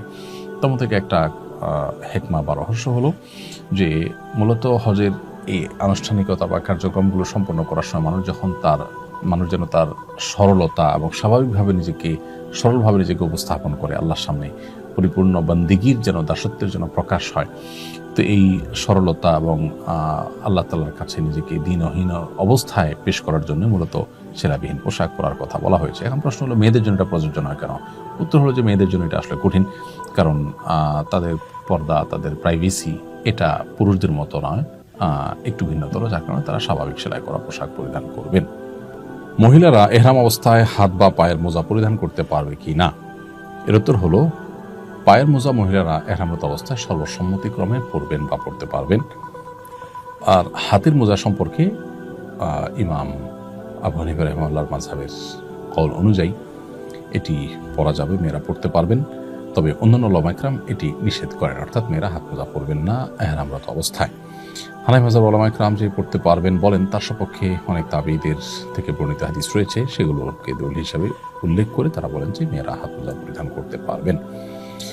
আর যদি কেউ হাত মোজা নাও পরেন এবং লম্বা কোনো ওড়নার মধ্যে পরপুরুষের সামনে যখন যাবেন তখন হাতকে ঢেকে নেন, তাহলে সেটাও তার জন্য যথেষ্ট হয়ে যাবে ইনশাআল্লাহ তাআলা। তাহলে পা মোজা সর্বসম্মতিক্রমে পরবেন বা পড়তে পারবেন। আর হাত মোজা পরা নিয়ে ইখতিলাফ আছে, ওলামায়ে আহনাফ বা হানাফি মাযহাব আমাদের মতে পড়তে পারবে। অন্যান্য ওলামায়ে ইকরাম অবশ্য বা জমহুর বা সংখ্যাগরিষ্ঠ ওলামায়ে ইকরাম অবশ্য মেয়েদেরকে এহরামরত অবস্থায় হাত মোজা পড়তে নিষেধ করেন। এরপরে প্রশ্ন হলো, এহরামরত অবস্থায় গোসল ফরজ হলে কি এহরাম বাতিল হয়ে যাবে? এহরামরত অবস্থায় গোসল ফরজ হলে এহরাম বাতিল হবে না। হতে পারে আপনি মিনাতে, মুজদালিফাতে কিংবা আরাফায় অবস্থানকালের সময় স্বপ্নদোষ হয়েছে, তো এরকম পরিস্থিতিতে গোসল ফরজ হবে, গোসল করতে হবে এবং কাপড়ে নাপাক লেগে থাকলে সেটি ধুয়ে ফেলতে হবে বা এহরামের কাপড় পরিবর্তন করতে হবে, কিন্তু এর কারণে এহরাম বাতিল হবে না। অবশ্য স্ত্রী সহবাস করলে ভিন্ন কথা। যদি স্ত্রী সহবাস কেউ আরাফায় অবস্থানের আগে করেন তাহলে তার সে হজ বাতিলই হয়ে যাবে, নতুন করে সে হজ কাজা করতে হবে। আর যদি পরে করেন তাহলে সেক্ষেত্রে তারপরে ফিদিয়া বা দম অবস্থা ভেদে বর্তাবে, তারপরেই তার হজ বিশুদ্ধ হয়ে যাবে। অতএব স্বপ্নদোষ ইত্যাদির কারণে, অর্থাৎ স্ত্রী সহবাস ছাড়া অন্য কোনো কারণে যদি গোসল ফরজ হয় তাহলে সেক্ষেত্রে সেই ফরজ গোসল হওয়ার কারণে এহরাম বাতিল হবে না। এহরামরত অবস্থায় সুগন্ধযুক্ত ডিটারজেন্ট দিয়ে কাপড় পরিষ্কার করা যাবে কিনা? উত্তর হলো না। হাজী সাহেব বা হজ যাত্রী তিনি এহরামরত অবস্থাতে সুগন্ধযুক্ত ডিটারজেন্ট দিয়ে কাপড় চোপড় পরিষ্কার করবেন না। কাপড় চোপড় যদি ধোয়ার প্রয়োজনই হয়ে যায় তাহলে শুধুই টেপে ধুয়ে নেবেন, পানিতে ধুয়ে নেবেন। সুগন্ধি ছাড়া কোনো সাবান ইত্যাদি থাকলে সেগুলো যদি ধুতে পারেন, কিন্তু সুগন্ধযুক্ত ডিটারজেন্ট ব্যবহার করা যাবে না। এহরামরত অবস্থায় অরেঞ্জ বা আপেল খেলে হাত সুগন্ধযুক্ত হয়ে যায়, এতে কি দম দিতে হবে? উত্তর হলো না। আপেল বা অরেঞ্জের যে ন্যাচারাল সুগন্ধি, এটি খেতে গেলে আমাদের হাতে লেগে যায় সুগন্ধি এবং আমরা ঘ্রাণ নাকে আসে আমাদের, এর কারণে কোনো দম দিতে হবে না, কারণ এটা ইচ্ছাকৃত কোনো সুগন্ধির ব্যবহার করা নয়। হ্যাঁ, যদি এমন হয় যে আপনি ইচ্ছাকৃতভাবে আপেল বা আপনার মালটা ইত্যাদির সুগন্ধিকে আপনি নাকে শুকেন, টানেন, ঘ্রাণ নেওয়ার চেষ্টা করেন, তাহলে সেটা অবশ্যই আপনার অনুমোদিত হবে না, সেটা জায়েজ হবে না। এহরামে থাকা অবস্থায় মাথায় সরাসরি বসে এমন ছোট ছাতা পরা যাবে কিনা? আজকাল অনেকে দেখা যায় যে এহরামরত অবস্থায় এরকম কিছু ছাতা পরেন যে মাথার উপর যেন রোদ না লাগে, সেগুলো বেল্ট দিয়ে শুধু মাথায় বাঁধা থাকে এবং ছাতাটা উপরে আলগা থাকে কিছুটা। যেহেতু এটা মাথার সাথে অ্যাটাচ থাকে না টুপির মতো করে, অতএব এটা মাথা ঢাকার মতো বিষয় নয়, সেজন্য এটি জায়েজ হবে ইনশাআল্লাহ বিদিনাল্লাহ। বেল্ট দিয়ে শুধুমাত্র এখানে বেল্ট বা হুকের মতো কিছু দিয়ে জাস্ট ওটাকে ধারণ করে থাকে, আর ওটা মাথার উপরে আলগা থাকে ছোট করে ছাতার মতো করে। তো এটা পড়লে ইনশাআল্লাহ কোনো অসুবিধা নেই। এরপরে প্রশ্ন হলো, বিমানে কিভাবে নামাজ পড়তে হবে? বিমানে আমাদেরকে সালাত আদায় করতে হবে সালাতের ওয়াক্ত হলে। আমি বিমানে আছি, নামাজ পড়াটা কঠিন, সেই অজুহাতে নামাজ না পড়লে সেটা গুনাহগার হবে। হজ বা উমরার যাত্রীরাও অনেকে দেখা যায় যে বিমানে তারা নামাজ পড়েন না, তারা কাজা করে পরে নিজের গন্তব্যে গিয়ে নামাজ পড়েন, এটা উচিত নয়। বরং ওয়াক্ত হলে বিমানও নামাজ পড়ে ফেলতে হবে। এখন প্রশ্ন হলো কীভাবে পড়বো? এর উত্তর হলো যে আগে থেকে আমরা উজু করে পবিত্রতা অর্জন করে তারপর বিমানে আমরা উঠবো। এরপর নামাজের ওয়াক্ত যখন হবে ততক্ষণ পর্যন্ত উজু রেখে, যদি ওয়াক্ত হয়ে গেলে বিমান যেই জায়গা দিয়ে যাচ্ছেন, যে দেশের উপর দিয়ে যাচ্ছেন, সে দেশে যখন ওয়াক্ত হয়ে যাবে তখন আমরা বিমানে নামাজ পড়ে ফেলবো। আর যদি উজু রাখা না যায় তাহলে সেক্ষেত্রে বিমানের ভিতরে উজু করাটা একটু কঠিন, এবং উজু সবাই করতে গেলে দেখা যায় যে নিরাপত্তার জন্য সমস্যা তৈরি হতে পারে।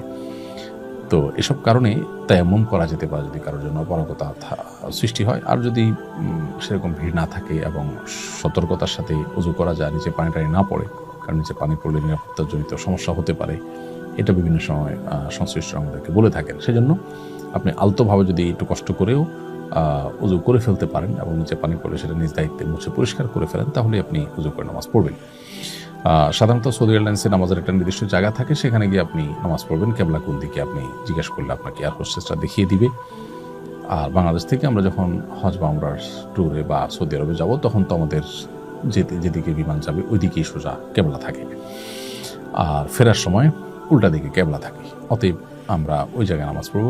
এছাড়া অন্য কোনো ফ্লাইটে হলে সেখানে একটু দাঁড়ানোর মতো জায়গাগুলোতে নামাজ পড়ার চেষ্টা করবো। সেখানে যদি বাধা দেওয়া হয়, কোনোভাবে দাঁড়াতে না দেয়, তাহলে সিটে বসেই কেবলামুখী হয়ে ঘুরে আমরা সালাত আদায় করবো। এটা হলো নিরুপায় হলে তখন আমরা সিটে বসে নামাজ পড়বো। যদিও এই নামাজ, অর্থাৎ যেটা আমি দাঁড়াতে পারলাম না, আমাকে দাঁড়াতে দেওয়া হয়নি, সেই জন্য সেটা পরবর্তীতে কাজা করলে ভালো হয়। কিন্তু চেষ্টা করবো আমরা দাঁড়িয়ে নামাজ পড়ার এবং সময় মতো নামাজ পড়ার। তওয়াফের 7 চক্করে হজরত আসওয়াদ কয়বার চুমু বা স্পর্শ করতে হয় জানলে উপকৃত হতাম। তওয়াফের সময় হাজর আসওয়াদ পাথর প্রত্যেক চক্করেই চুমু দেওয়া সুন্নাত, যদি সে সুযোগ থাকে। এখন যে পরিমাণ ভিড় হয়, প্রত্যেক চক্করতে পরের কথা, পুরো 7 চক্করে একবারও চুমু দেওয়া সহজসাধ্য বিষয় নয়, এবং চুমু দিতে গেলে নিজে বা অন্যদেরকে ইনজুরি করতে হবে বা দুর্ঘটনার মুখোমুখি হতে হবে, এরকম পরিস্থিতি। অতএব চুমু দিতে না পারলে প্রত্যেক চক্করে চুমুর বিকল্প হিসাবে হাত দিয়ে দূর থেকে ইশারা করলেই যথেষ্ট হয়ে যাবে ইনশাআল্লাহ তাআলা। তওয়াফের সময় হজরত আসওয়াদ হুবহু বরাবর ইশারা না করে একটু এদিক সেদিক হলে কোনো অসুবিধা হবে কিনা? উত্তর হলে কোনো অসুবিধা নেই। হজরত আসওয়াদ পাথর বরাবর হলে আমরা হাত উত্তোলন করে আল্লাহু আকবার বলে ইশারা করে আরেকটা তওয়াফ শুরু করব। প্রত্যেক তওয়াফে এরকম আমরা করব। এখন হজরত আসওয়াদ থেকে ঠিক বরাবর হলো কিনা, একটু আগে গেলাম কিনা, বা সামান্য একটু পরে আছি কিনা, এইটার কারণে আসলে কোনো অসুবিধা নেই। প্রথমত এটা ইশারা করাটা ফরজ ওয়াজিব কিছুই নয়, এটা সুন্নাত। দ্বিতীয়ত হলো বরাবর একদম রশিদি মেপে বরাবর করার সম্ভাবনা হয়, এটার প্রয়োজনও নেই। এটা করতে গিয়ে অনেক সময় আমরা দাঁড়িয়ে থাকি, অনেকে পেছনে ভিড় সৃষ্টি হয়, ভিড় তৈরি হয়, এটা করা উচিত নয়। মহিলাদের ঋতুস্রাব অবস্থায় এহরাম বাঁধা এবং তওয়াফ করা যাবে কিনা? ঋতুস্রাব অবস্থায় মেয়েরা এহরাম বাঁধতে পারেন, এহরামের নিয়ত করতে পারেন, লব্বাইক আল্লাহুম্মা লব্বাইক তালবিয়া পড়বেন, সবই করতে পারেন, শুধু তওয়াফটা করতে পারেন না। সেক্ষেত্রে মক্কা এসে তারা অপেক্ষা করবেন, যেদিন পবিত্র হবেন সেদিন তারা তওয়াফ করবেন। তওয়াফের নিয়ত কখন এবং কিভাবে করব? তওয়াফের নিয়ত হবে যখন আমরা তওয়াফ শুরু করব, অর্থাৎ আমি হারামে গেলাম, হারামে গিয়ে হাজর আসওয়াদ পাথর বরাবর যখন আসলাম, হাতের বাম পাশে হাজর আসওয়াদ পাথর এবং ডান পাশে সবুজ লাইট, তখন থেকে আমি তওয়াফের নিয়ত করব। আমি হারামের যে কোনো গেট দিয়ে ঢুকি না কেন, আমি চেষ্টা করব হাজর আসওয়াদ পাথর এর কাছে যেতে। পাথর কাছে বলতে পাথর বরাবর যেতে। পাথর বরাবর গিয়ে হাতের বামে পাথরকে রেখে ডানে সবুজ লাইট পড়বে, এই দুটাকে রেখে তারপর আমরা শুরু করবো। অর্থাৎ তখন থেকে তওয়াফের নিয়ত হবে। অবশ্য নিয়ত বলতে এরকম আলাদা কোনো নিয়ত নয়, তবে ওই জায়গা থেকে তওয়াফটা স্টার্ট হবে এবং ওখানে আবার শেষ হবে। এরপর প্রশ্ন হলো, তওয়াফের সংখ্যা নিয়ে সন্দেহ হলে করণীয় কি? তওয়াফের সংখ্যা নিয়ে যদি সন্দেহ হয় যে আমি কয়বার তওয়াফ করেছি, তাহলে সেক্ষেত্রে আমরা কম সংখ্যকটাকে ধরে নেব। ধরুন 5 বার না 6 বার, এটা নিয়ে সন্দেহ হচ্ছে তো 5 বার ধরে নেব। 6 বার না 7 বার, এটা নিয়ে সন্দেহ হচ্ছে, তাহলে 6ষ্ঠ বার আমি ধরে নেব। কমটা ধরে নিয়ে আমি তওয়াফ শেষ করব। এবং নামাজের মতো এখানে কোনো দেশহুর ব্যাপার নেই, তবে চেষ্টা করা উচিত যাতে আমি কোনো প্রকার সন্দেহের মধ্যে না পড়ি এবং ভালো করে যদি গুণাগুণি করা যায়। তারপরেও সন্দেহ তৈরি হয়ে গেলে আমরা কমটা ধরে ইনশাআল্লাহ তওয়াফ শেষ করব। এরপরে প্রশ্ন হলো, নফল তওয়াফের পরেও কি 2 রাকাত নামাজ পড়তে হবে? আল্লাহ রাব্বুল আলামিন কোরআন কারিমে আমাদেরকে নির্দেশ করেছেন, ওয়াত্তাখিযু মিন মাকামি ইব্রাহিম মুসাল্লা, তোমরা মাকামে ইব্রাহিমের ওই জায়গাতে নামাজ পড়বে, অর্থাৎ ওই জায়গাকে নামাজের জন্য নির্ধারণ করবে আর জায়গায় নামাজ পড়বে। যেন মাকাম ইব্রাহিমকে সামনে রেখে তার আশপাশে নামাজ পড়া, এটা সুন্নাত। একেবারে বরাবর সামনে রেখে কাছাকাছি নামাজ পড়ার সুযোগ নেই, আজকাল অনেক ভিড় হয়, এই জন্য আমরা একটু দূর থেকেও মাকাম ইব্রাহিমকে সামনে রেখে 2 রাকাত নামাজ পড়ার চেষ্টা করবো ইনশাআল্লাহ। যদি একেবারে বরাবর সামনে রেখে পড়া না যায় তাহলে যে কোনো জায়গায় হারামে 2 রাকাত নামাজ পড়লে আদায় হয়ে যাবে। এখন প্রশ্ন হলো, এই যে তওয়াফের পরে 2 রাকাত নামাজ, এটা নফল তওয়াফ যেগুলো হয় আমরা উমরার পর, হজের পর বা তার আগে পরে করে থাকি, মাঝে করে থাকি, সেগুলোর পরে 2 রাকাত পড়তে হবে কিনা? উত্তর হলো হ্যাঁ, নফল তওয়াফের পরেও এই 2 রাকাত নামাজ প্রযোজ্য হবে। অতএব নফল তওয়াফের পরেও আমরা 2 রাকাত নামাজ পড়তে হবে। 2 রাকাতের প্রথম রাকাতে সূরা ইখলাস, সূরা কাফিরুন, কুল ইয়া আইয়ুহাল কাফিরুন, এবং দ্বিতীয় রাকাতে সূরা ইখলাস বা কুল হুয়াল্লাহু আহাদ, এটা পড়াটা উত্তম, অন্যগুলো পড়লেও আদায় হয়ে যাবে। নফল তওয়াফ 7 চক্করের কম করা যায় কিনা? নফল তওয়াফ 7 চক্করের কম করা যায় কিনা, এটা হলো আমাদের মধ্যে ইখতিলাফ আছে। তবে বেশিরভাগ আমাদের মতই হলো যে নফল তওয়াফও 7 চক্কর করতে হবে, 7 চক্করের কম নয়, এবং এটাই নিরাপদ, যার কারণে আমরা নফল তওয়াফ করলেও সেটা 7 চক্কর পূর্ণ করবো ইনশাআল্লাহ তাআলা। তওয়াফের মধ্যে অজু ছুটে গেলে কি পুনরায় তওয়াফ শুরু করতে হবে? তওয়াফের মধ্যে যদি অজু ছুটে যায় তাহলে আপনি অজু করতে পারেন। আজকাল মাতাফেরি এক পাশে পেছনের দিকে আসলে অজু করার জায়গা আছে, নারী পুরুষ আলোচনা আলাদা, ওয়াশরুম না থাকলে অজুর ব্যবস্থা আছে, সেখান থেকে অজু করে আমরা যেই অবস্থায় আমার অজু ছুটেছে, যত চক্করের যে জায়গাতে, ঠিক সেখান থেকে আমরা আবার শুরু করব, অর্থাৎ পুনরায় শুরু করা জরুরি নয়। এরপরে প্রশ্ন হলো, তওয়াফের মধ্যে বিরতি দিলে কি তওয়াফ বিশুদ্ধ হবে? তওয়াফের মধ্যে যদি ছোটোখাটো বিরতি হয়, একটু পানি পান করলেন, কোনো কারণে একটু বসতে হলো 1-2 মিনিটের জন্য, অথবা নামাজের ওয়াক্ত হলো, নামাজ পড়ে নিলেন, জামাত দাঁড়ায় যাচ্ছে তখন নামাজ পড়ে নিলেন, তো এরকম ছোটোখাটো বিরতি যদি হয়, অজু ছুটে গেলে অজু করে নিলেন, তাতে অসুবিধা নেই। কিন্তু যদি বিরতিটা অনেক বড় হয়, দীর্ঘ হয়, আপনি তওয়াফ 2টা বা 3টা চক্কর দিয়ে চলে গেলেন হোটেলে, রেস্ট করে ঘুমায় তারপর আসলেন, তাহলে এইটা বিশুদ্ধ হবে না, বরং সেক্ষেত্রে নতুন করে আপনাকে তওয়াফ শুরু করতে হবে। তওয়াফের প্রত্যেক চক্করের জন্য নির্দিষ্ট কোনো দোয়া আছে কিনা? তওয়াফের প্রত্যেক চক্করের জন্য আলাদা কোনো দোয়া নেই, তবে রুকনে ইয়ামানি থেকে মাকাম পর্যন্ত হাজর আসাদ পাথরের যে কোণা, অর্থাৎ কাবার হাজর আসাদ পাথরটা যে কোণাতে আছে তার আগের যে কোণাটা, এই জায়গার মধ্যবর্তী স্থানে আমরা রব্বানা আতিনা ফিদ দুনিয়া হাসানা ওয়া ফিল আখিরাতি হাসানা ওয়া কিনা আযাবান নার, এই দোয়াটা পড়বো। এটি হাদিস আলাদা করে নির্দেশিত। এর বাইরে বাকি জায়গাতে আমরা যে কোনো দোয়া, কোরআন হাদিসে বর্ণিত দোয়া বা নিজের ভাষায় যে কোনো দোয়া আল্লাহর কাছে নিবেদন করতে পারবো। পাশাপাশি এখানে তাসবিহ, তাহলিল, তেলাওয়াত ইত্যাদি, দুরূদ ইত্যাদি আমরা নিবেদন করতে পারবো। অর্থাৎ বিশেষ দোয়া বলতে শুধুমাত্র হাজর আসাদ পাথর যে কোণা আছে সেটি এবং তার আগের কোণা, অর্থাৎ রুকনে ইয়ামানি যেটাকে বলা হয়, এই 2 কোণার মধ্যবর্তী যে জায়গাটা, এখানে আমরা রব্বানা আতিনা ফিদ দুনিয়া হাসানা ওয়া ফিল আখিরাতি হাসানা ওয়া কিনা আযাবান নার, শুধু এটি নির্ধারিত, এটি পড়তে হবে, আর বাকি সময় ঐচ্ছিক। নারীরা মাহরাম ছাড়া একাকী তওয়াফ করতে পারবে কিনা? উত্তর হলো হ্যাঁ, নারীরা মাহরাম ছাড়া একাকী তওয়াফ করতে পারবেন। কেউ মাহরামের সাথে হজে গেছেন, সফরে গেছেন, মাহরাম হোটেলে আছেন, তিনি একাকী তওয়াফ করলেন, বা মাহরাম হারামে আছেন, বসে আছেন, ভদ্রমহিলা তওয়াফ করছেন, একাকী তিনি করতে পারবেন, কিন্তু তার প্রাইভেসিটা গুরুত্বপূর্ণ। তার জন্য যদি রিস্কি হয়, পর্দার খেলাফ হয়, সেখানে অসাধু অসৎ মানুষজন অনেকে সেখানে পকেট মারির জন্য যায়, অন্যান্য খারাপ উদ্দেশ্যে কেউ যেয়ে থাকতে পারে। তো এই জন্য নিরাপদ হয়, ভালো হয় নিজের কোনো মাহরামকে সাথে নিয়ে তওয়াফ করা, এবং তিনি তার সিকিউরিটি এবং সেফটি বিষয়টা দেখা এবং তাকে সাহায্য করা। কিন্তু একাকী তওয়াফ করতে চাইলে, বিশেষ করে তিনি যদি সতর্কতার সাথে নিজের মতো করে করতে চান, করতে পারবেন।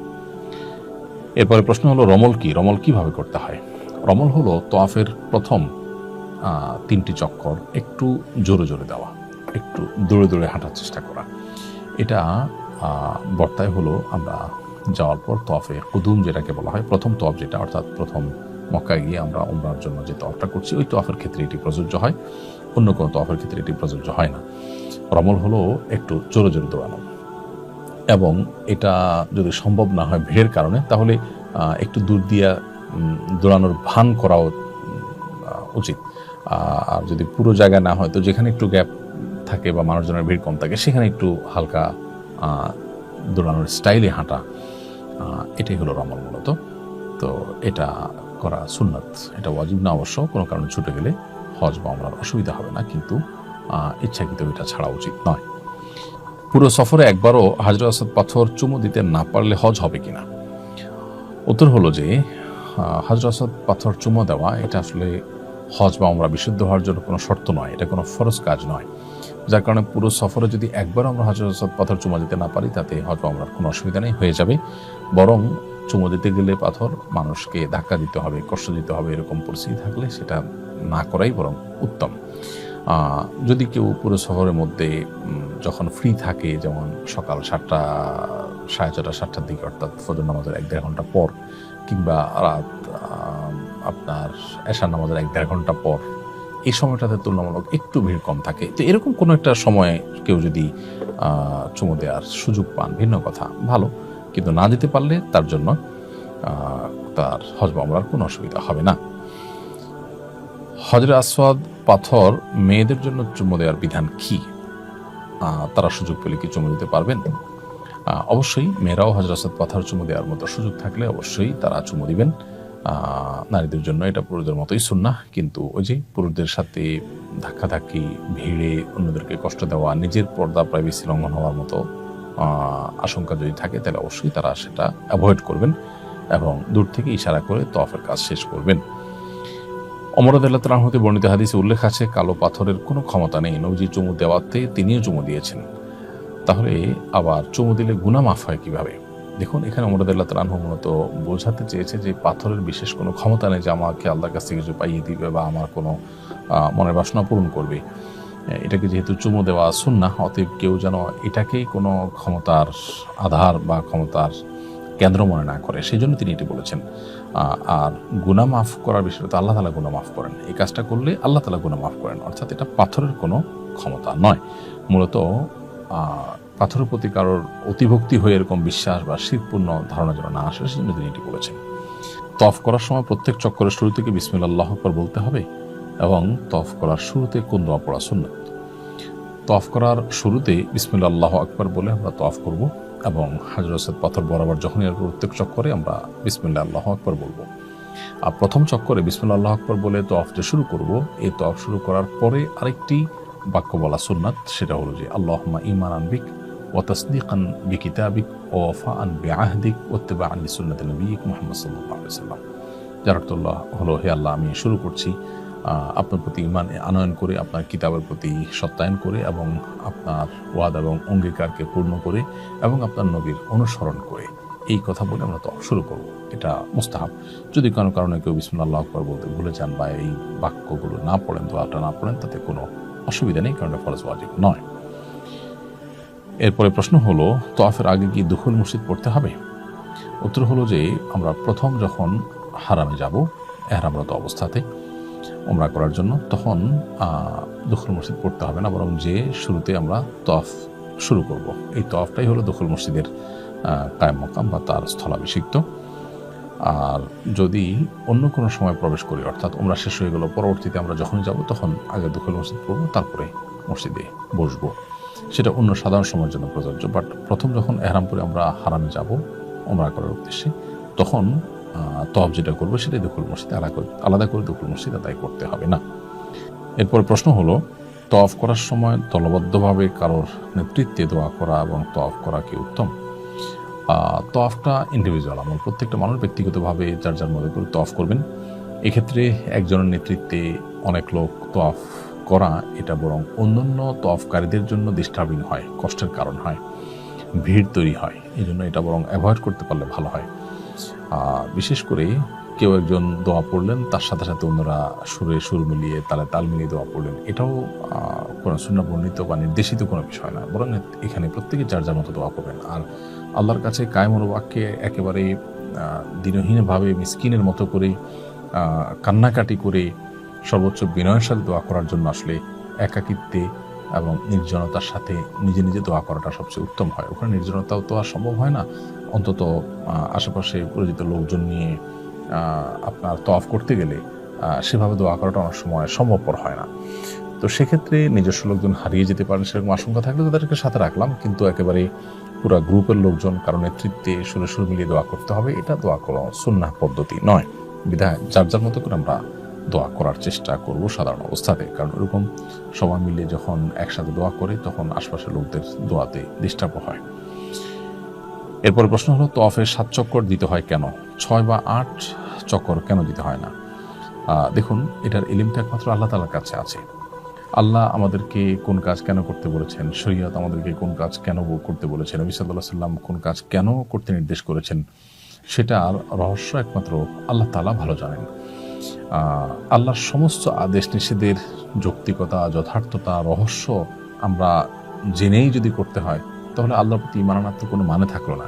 তাহলে সেক্ষেত্রে আমি আমার লজিক, আমি আমার সেন্স, আমি আমার যুক্তি যেটা বুঝে আসলো তার ভিত্তিতে করলাম, তাহলে আল্লাহর আদেশের ভিত্তিতে তো করা হলো না। এটাকে তো সে অর্থে আনুগত্য বলে না। এই জন্য এর প্রকৃত কারণ বা রহস্য আল্লাহ তাআলা একমাত্র ভালো জানেন। মাকাম ইব্রাহিমে 2 রাকাত নামাজ আদায় করার নিয়ম জানতে চাই। তওয়াফ শেষ করার পর আমরা 2 রাকাত নামাজ পড়বো 7টা চক্কর শেষ করার পর। সেটা মাকাম ইব্রাহিমকে সামনে রেখে সালাত আদায় করার চেষ্টা করব। একদম বরাবর সামনে রেখে সালাত আদায় করা, নামাজ পড়ার মতো পরিবেশ আজকাল থাকে না। সেক্ষেত্রে যেখানেই পড়ি সামনে মাকাম ইব্রাহিমের জন্য থাকে, সেটা উত্তম, একটু দূরে হলেও। আর যদি মাকাম ইব্রাহিম একদম বরাবর সামনে না থাকে, কোনো অসুবিধা নেই, কারণ সেটা সম্ভব না, সামনের দিকে থাকলেই হলো। এমনকি সামনের দিকে রেখে নামাজ পড়ার মতো কোনো পরিবেশে যদি না থাকে, তাহলে হারামের যে কোনো জায়গাতে নামাজ পড়লেও নামাজ হয়ে যাবে ইনশাআল্লাহ। এই 2 রাকাত নামাজ, তওয়াফের যে 2 রাকাত নামাজ, তার প্রথম রাকাতে সূরা কুল ইয়া আইয়ুহাল কাফিরুন, দ্বিতীয় রাকাতে সূরা কুল হুয়াল্লাহু আহাদ পড়াটা উত্তম, মুস্তাহাব। কোনো কারণে সেটা যদি মিস হয়ে যায়, ভুলে যাই আমরা, অন্য কোনো সূরা দিয়ে পড়ি, তাতেও কোনো অসুবিধা নেই। কিভাবে কোরবানি করা উত্তম? এজেন্সিতে বা ব্যাংকে জমা দেওয়া নাকি অন্য কোনো উপায়ে? দেখুন, কোরবানির বিষয়টি প্রত্যেকটা মানুষের ব্যক্তিগত ব্যাপার। কোরবানি আপনি কিভাবে করবেন, আমি তো বলি যে সবচেয়ে ভালো হয় মক্কায় যদি আপনার কোনো পরিচিত প্রবাসী লোকজন থাকেন, তাদেরকে দায়িত্ব দিলেন, কোরবানির দিন তারা যে একটা পশু কিনলেন এবং পশু কিনে কোনো স্লটার হাউসে নিয়ে সেটা জবাই করলেন। আপনার পক্ষ থেকে আপনাকে জানা দিলেন যে কোরবানি হয়ে গেছে, বস্তুগুলো তিনি তার বাসায় নিয়ে গেলেন বা কাউকে দিলেন, যেটা খুশি করলেন। এটা হলো সবচেয়ে ভালো যদি সেই সুযোগটা থাকে। তো সে সুযোগ নিশ্চয় সবার নাই। সেক্ষেত্রে দ্বিতীয় অপশন হলো ব্যাংকে বা সৌদি পোস্ট সহ সৌদি আরবের সরকারি অথরাইজড বিভিন্ন প্রতিষ্ঠানে কোরবানি করা যায়। তাদের কাছ থেকে কুপন নিয়ে আইলেন, এক এক সময় এক এক রকম রেট থাকে, 600-700 রিয়াল। তো যে টাকায় হোক সেই টাকা দিয়ে আপনি কুপন নিয়ে আইলেন, মানে হলো তারা আপনার পক্ষ থেকে ঈদের দিন কোরবানি করে দিবেন। এটা তারা দায়িত্বপ্রাপ্ত এবং সরকারিভাবে তাদেরকে মনিটরিং করা হয়, তারা কুপনের এগেইনস্টে কোরবানি করে দিবেন। এবং এখানে কোনো তসরুফ হওয়ার কোনো ভয় নেই, নিশ্চিত আপনি সেখানে কোরবানির জন্য টাকা দিতে পারেন এবং কুপন তাদের কাছে কিনে নিতে পারেন। তৃতীয় উপায় হলো যে আপনার খুবই বিশ্বস্ত জানাশোনা লোকজন, যে লোক আপনার সাথে ফ্রড প্রতারণা করবে না, শতভাগ নিশ্চিন্ত, যিনি নিজের হাতে আপনার কোরবানি করবেন, সেক্ষেত্রে গ্রুপের সবার পক্ষ থেকে বাজারে গিয়ে কোরবানির পশু কিনে তিনি জবে করলেন, এটাও করা যেতে পারে। কিন্তু এই তৃতীয়টা খুবই রিস্কি, কারণ এখানে আসলে আমরা কাউকে বিশ্বাস করলেও তিনি আবার আরেকজনকে বিশ্বাস করতে গেলেন সরল মনে, সেই জায়গায় প্রতারণা হওয়ার সম্ভাবনা থাকে। একই পশু জবাই করে কয়েকজনকে ছবি ভিডিও পাঠিয়ে সবার কাছ থেকে টাকা নেওয়ার মতো প্রতারণার কাজগুলো সেখানে হয়ে থাকে। এই জন্য ব্যাংকে টাকা দেওয়াটা সবচেয়ে সেফ, অথবা একান্ত নিজস্ব লোক যে নিজের হাতে কোরবানি করবে, কোনো ভাইয়ের কাছে যাবে না, তার কাছে দেওয়া যেতে পারে টাকা। এক্ষেত্রে ফোকায়ে আহনাফের মতে যেহেতু ঈদের দিন কোরবানি করার আগে মাথা মুন্ডন করা যাবে না, এই সিরিয়াল মেনটেন করা ওয়াজিব যেহেতু আহনাফ উলামা ইকরামের মতে, অতএব সেই ক্ষেত্রে ব্যাংকে টাকা দিলে আবার ব্যাংক ঠিক কখন আপনার কোরবানি করবে সেটা আপনি জানেন না, এটা একটু জটিলতা তৈরি হয়। এই ক্ষেত্রে অবশ্য সৌদি আরব উলামা ইকরামের বক্তব্য হলো যে আপনি ব্যাংকে দায়িত্ব দিয়েছেন, আপনি দায়মুক্ত হয়ে গেছেন, সো আপনার কোরবানি কখন করছে না করছে আপনার দেখার দরকার নেই, আপনি মাথা মুন্ডন করে ফেলেন। বাট ওলামায়ে আহনাফ কোরবানি নিশ্চিত হওয়ার আগে মাথা মুন্ডন করতে নিষেধ করেন। সেজন্য যদি ব্যাংকে দেন তাহলে আপনাকে একটা সাডেন টাইম অপেক্ষা করতে হবে যে এর মধ্যে কোরবানি হয়ে গেছে নিশ্চিত, তারপর আপনি মাথা মুন্ডন করলেন, অথবা আপনি নিজ দায়িত্বে কাউকে দিয়ে কোরবানি করালেন। এটা হলো উলামা আহনাফের মতে। অবশ্য সৌদি উলামা ইকরামের মতে এই সিরিয়াল মেনটেন করা আবশ্যক নয়, বিধায় আপনি ব্যাংকে দেওয়াটা সবচেয়ে সেফ, অথবা নিজ হাতে কোরবানি করবেন এরকম কারোর কাছে টাকা দিবেন, সেটা হলো নিরাপদ। সাফা মারওয়া সাই করার নিয়ম কি? তওয়াফ শেষ করার পর আমরা সাফা পাহাড়ের দিকে যাব। সাফা পাহাড়ের কাছে যেয়ে আমরা আয়াত পড়ব, ইন্না সাফা ওয়াল মারওয়াতা মিন শাআইরিল্লাহ। এরপর সাফা মারওয়ার আলোচনা করতে গিয়ে আল্লাহ তাআলা সাফার নাম আগে উল্লেখ করেছে, সেজন্য সাফা থেকে যে আমি সাই শুরু করছি সে কথা মুখে বলবো, আবদাউ বিমা বাদা আল্লাহু বিহি, অর্থাৎ আল্লাহ যে সাফার নাম আগে নিয়েছেন সেটাকে দিয়ে আমরা সাইর কাজ শুরু করছি, সেটাকে আগে সাই করছি। এরপর আল্লাহ আকবার বলে পাহাড়ে উঠে আমরা লা ইলাহা ইল্লাল্লাহু ওয়াহদাহু লা শারীকা লাহু লাহুল মুলকু ওয়া লাহুল হামদ ইউহয়ি ওয়া ইউমীতু ওয়া হুয়া আলা কুল্লি শাইইন কাদির পড়ব। এরপর পড়ব লা ইলাহা ইল্লাল্লাহু ওয়াহদাহু আনজাযা ওয়াদাহ ওয়া নাসরা আবদাহ ওয়া হাজামাল আহজাবা ওয়াহদাহ, এটা পড়বো। এরপর কেবলামুখী হয়ে কাবা যদি দেখা যায় কাবার দিকে ফিরে, আর দেখা না গেলে সেদিকে ফিরে দুই হাত তুলে আল্লাহর কাছে মন ভরে যে কোনো দোয়া আল্লাহর কাছে নিবেদন করবো। এটা দোয়া কবুলের জায়গা। কিছুক্ষণ দোয়া করার পর আবার আমরা পড়বো লা ইলাহা ইল্লাল্লাহু ওয়াহদাহু লা শারীকা লাহু লাহুল মুলকু ওয়া লাহুল হামদু ইউহয়ী ওয়া ইউমীতু ওয়া হুয়া আলা কুল্লি শাইইন কাদির, লা ইলাহা ইল্লাল্লাহু ওয়াহদাহু আনজাযা ওয়া'দাহু ওয়া নাসরা আবদাহু ওয়া হাজামাল আহজাবা ওয়াহদাহ। এরপর আবার দোয়া করবো। কিছুক্ষণ দোয়া করার পর আবার ওই উদ্যানটা বাক্য আবার পড়বো। এরপর আবার আল্লাহর কাছে দোয়া করবো। এইভাবে দোয়া করে তারপর আমরা মারওয়া পাহাড় দিকে যাব। মারওয়া পাহাড়ে যাওয়ার পর সেখানে উঠে আবার এই লা ইলাহা ইল্লাল্লাহু ওয়াহদাহু লা শারীকা লাহু লাহুল মুলকু ওয়া লাহুল হামদু ওয়া হুয়া আলা ওয়া ইউহয়ী ওয়া ইউমীতু ওয়া হুয়া আলা কুল্লি শাইইন কাদির, লা ইলাহা ইল্লাল্লাহু ওয়াহদাহু আনজাযা ওয়া'দাহু ওয়া নাসরা আবদাহু ওয়া হাজামাল আহজাবা ওয়াহদাহ। এটা পড়ে আবার কেবলামুখী হয়ে দোয়া করব এবং কিছুক্ষণ দোয়া করার পর আবার এটা পড়বো, আবার দোয়া করবো। তিনবার দোয়া, তিনবার এই বাক্যগুলো পাঠ করব। এরপরে মারওয়া পাহাড় দিকে আসবো। সাফা থেকে মারওয়া গেলাম, একটা চক্কর হলো। মারওয়া থেকে সাফা আসলাম, আরেকটা চক্কর হবো। সাফা থেকে শুরু হবে, মারওয়া শেষ হবে। এবং এই যে দোয়া করা, এটা প্রত্যেক চক্করেই কিন্তু দোয়া প্রযোজ্য। এবং তিনবার দোয়া, তিনবারে বাক্যগুলো পাঠ করা, এটা বেশিরভাগ হাজি সাহেবরা জানেন না বা করেন না। আর সাফা মারার মধ্যবর্তী যে সবুজ লাইটের জায়গাটা, সেখানে পুরুষরা একটু জোরে হাঁটবেন, সম্ভব হলে একটু দৌড়ানোর ভান করবেন এবং মেয়েরা স্বাভাবিকভাবে হাঁটবেন। এ হলো সাফা মারওয়া সাই করার সম্পূর্ণ নিয়ম। সাফা মারওয়া সাই করার মধ্যবর্তী সময়গুলোতে আমরা মনে মনে জিকির করতে পারি, দোয়া করতে পারি, চুপচাপ থাকতে পারি। এটা আমরা করব।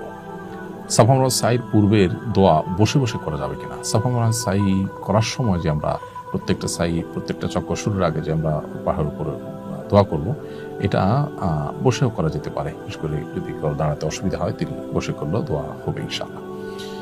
এরপর প্রশ্ন হলো, সাই করতে অজু জরুরি কিনা?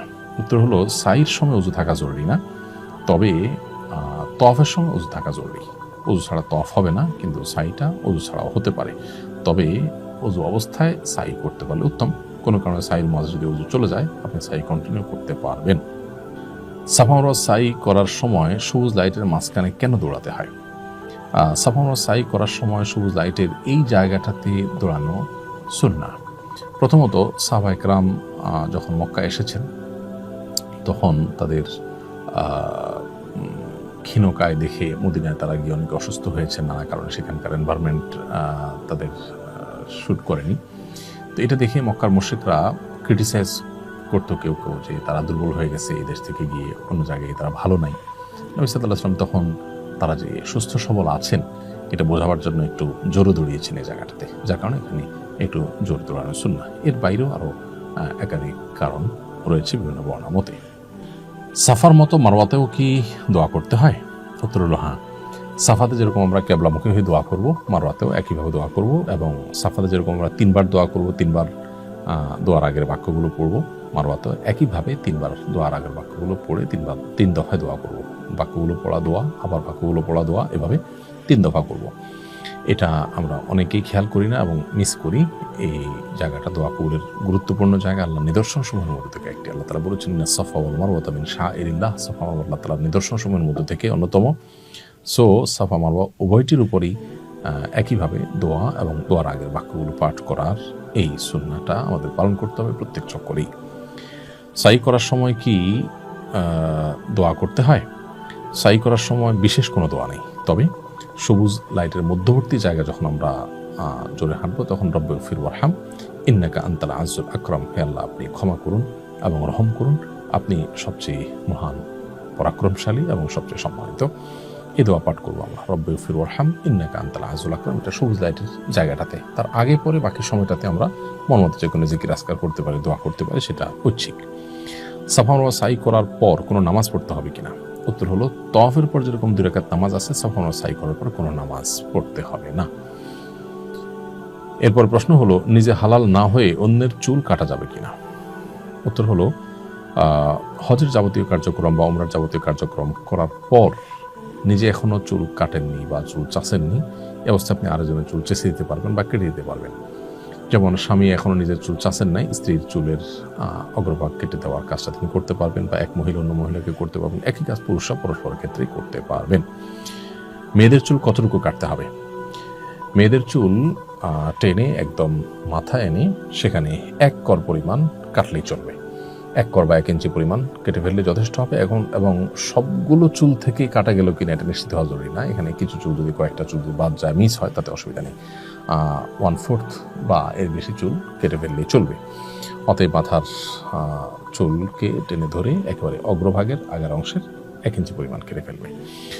নিজের চুল নিজে কাটা বা স্ত্রীর চুল কেটে দেওয়া যাবে কিনা? উত্তর হলো হ্যাঁ, করা যাবে, কোনো অসুবিধা নেই। একজন মুহরিম ইহরামরত অবস্থায় নিজের মাথার চুল নিজে চাচতে পারবেন, কোনো অসুবিধা নেই। আবার তিনি তার সহযাত্রী হজযাত্রী কারোর চুল কেটে দিতে পারবেন, স্বামী স্ত্রীরটা কেটে দিতে পারবেন, স্ত্রী স্বামীটা কেটে দিতে পারবেন। অর্থাৎ নিজে হালাল হওয়া ছাড়া আরেকজনটা কাটলে বা নিজেরটাও কাটলে কোনো অসুবিধা নেই। বদলি হজের নিয়ম ও বিধান জানতে চাই। বদলি হজের নিয়ম হলো, যে ব্যক্তি শারীরিকভাবে হজ করতে অপারক, মক্কায় গিয়ে হজ করার সামর্থ্য একেবারেই নেই, কিন্তু আর্থিকভাবে সামর্থ্যবান, মৃত্যুর আগ পর্যন্ত আর সামর্থ্য তার হওয়ার কোনো আলামত নয় বা সুযোগও নাই, সম্ভাবনাও নাই, তাহলে সেক্ষেত্রে তার জন্য কাউকে বদলি হজ করানো, কাউকে দিয়ে এটা তার জন্য আবশ্যক।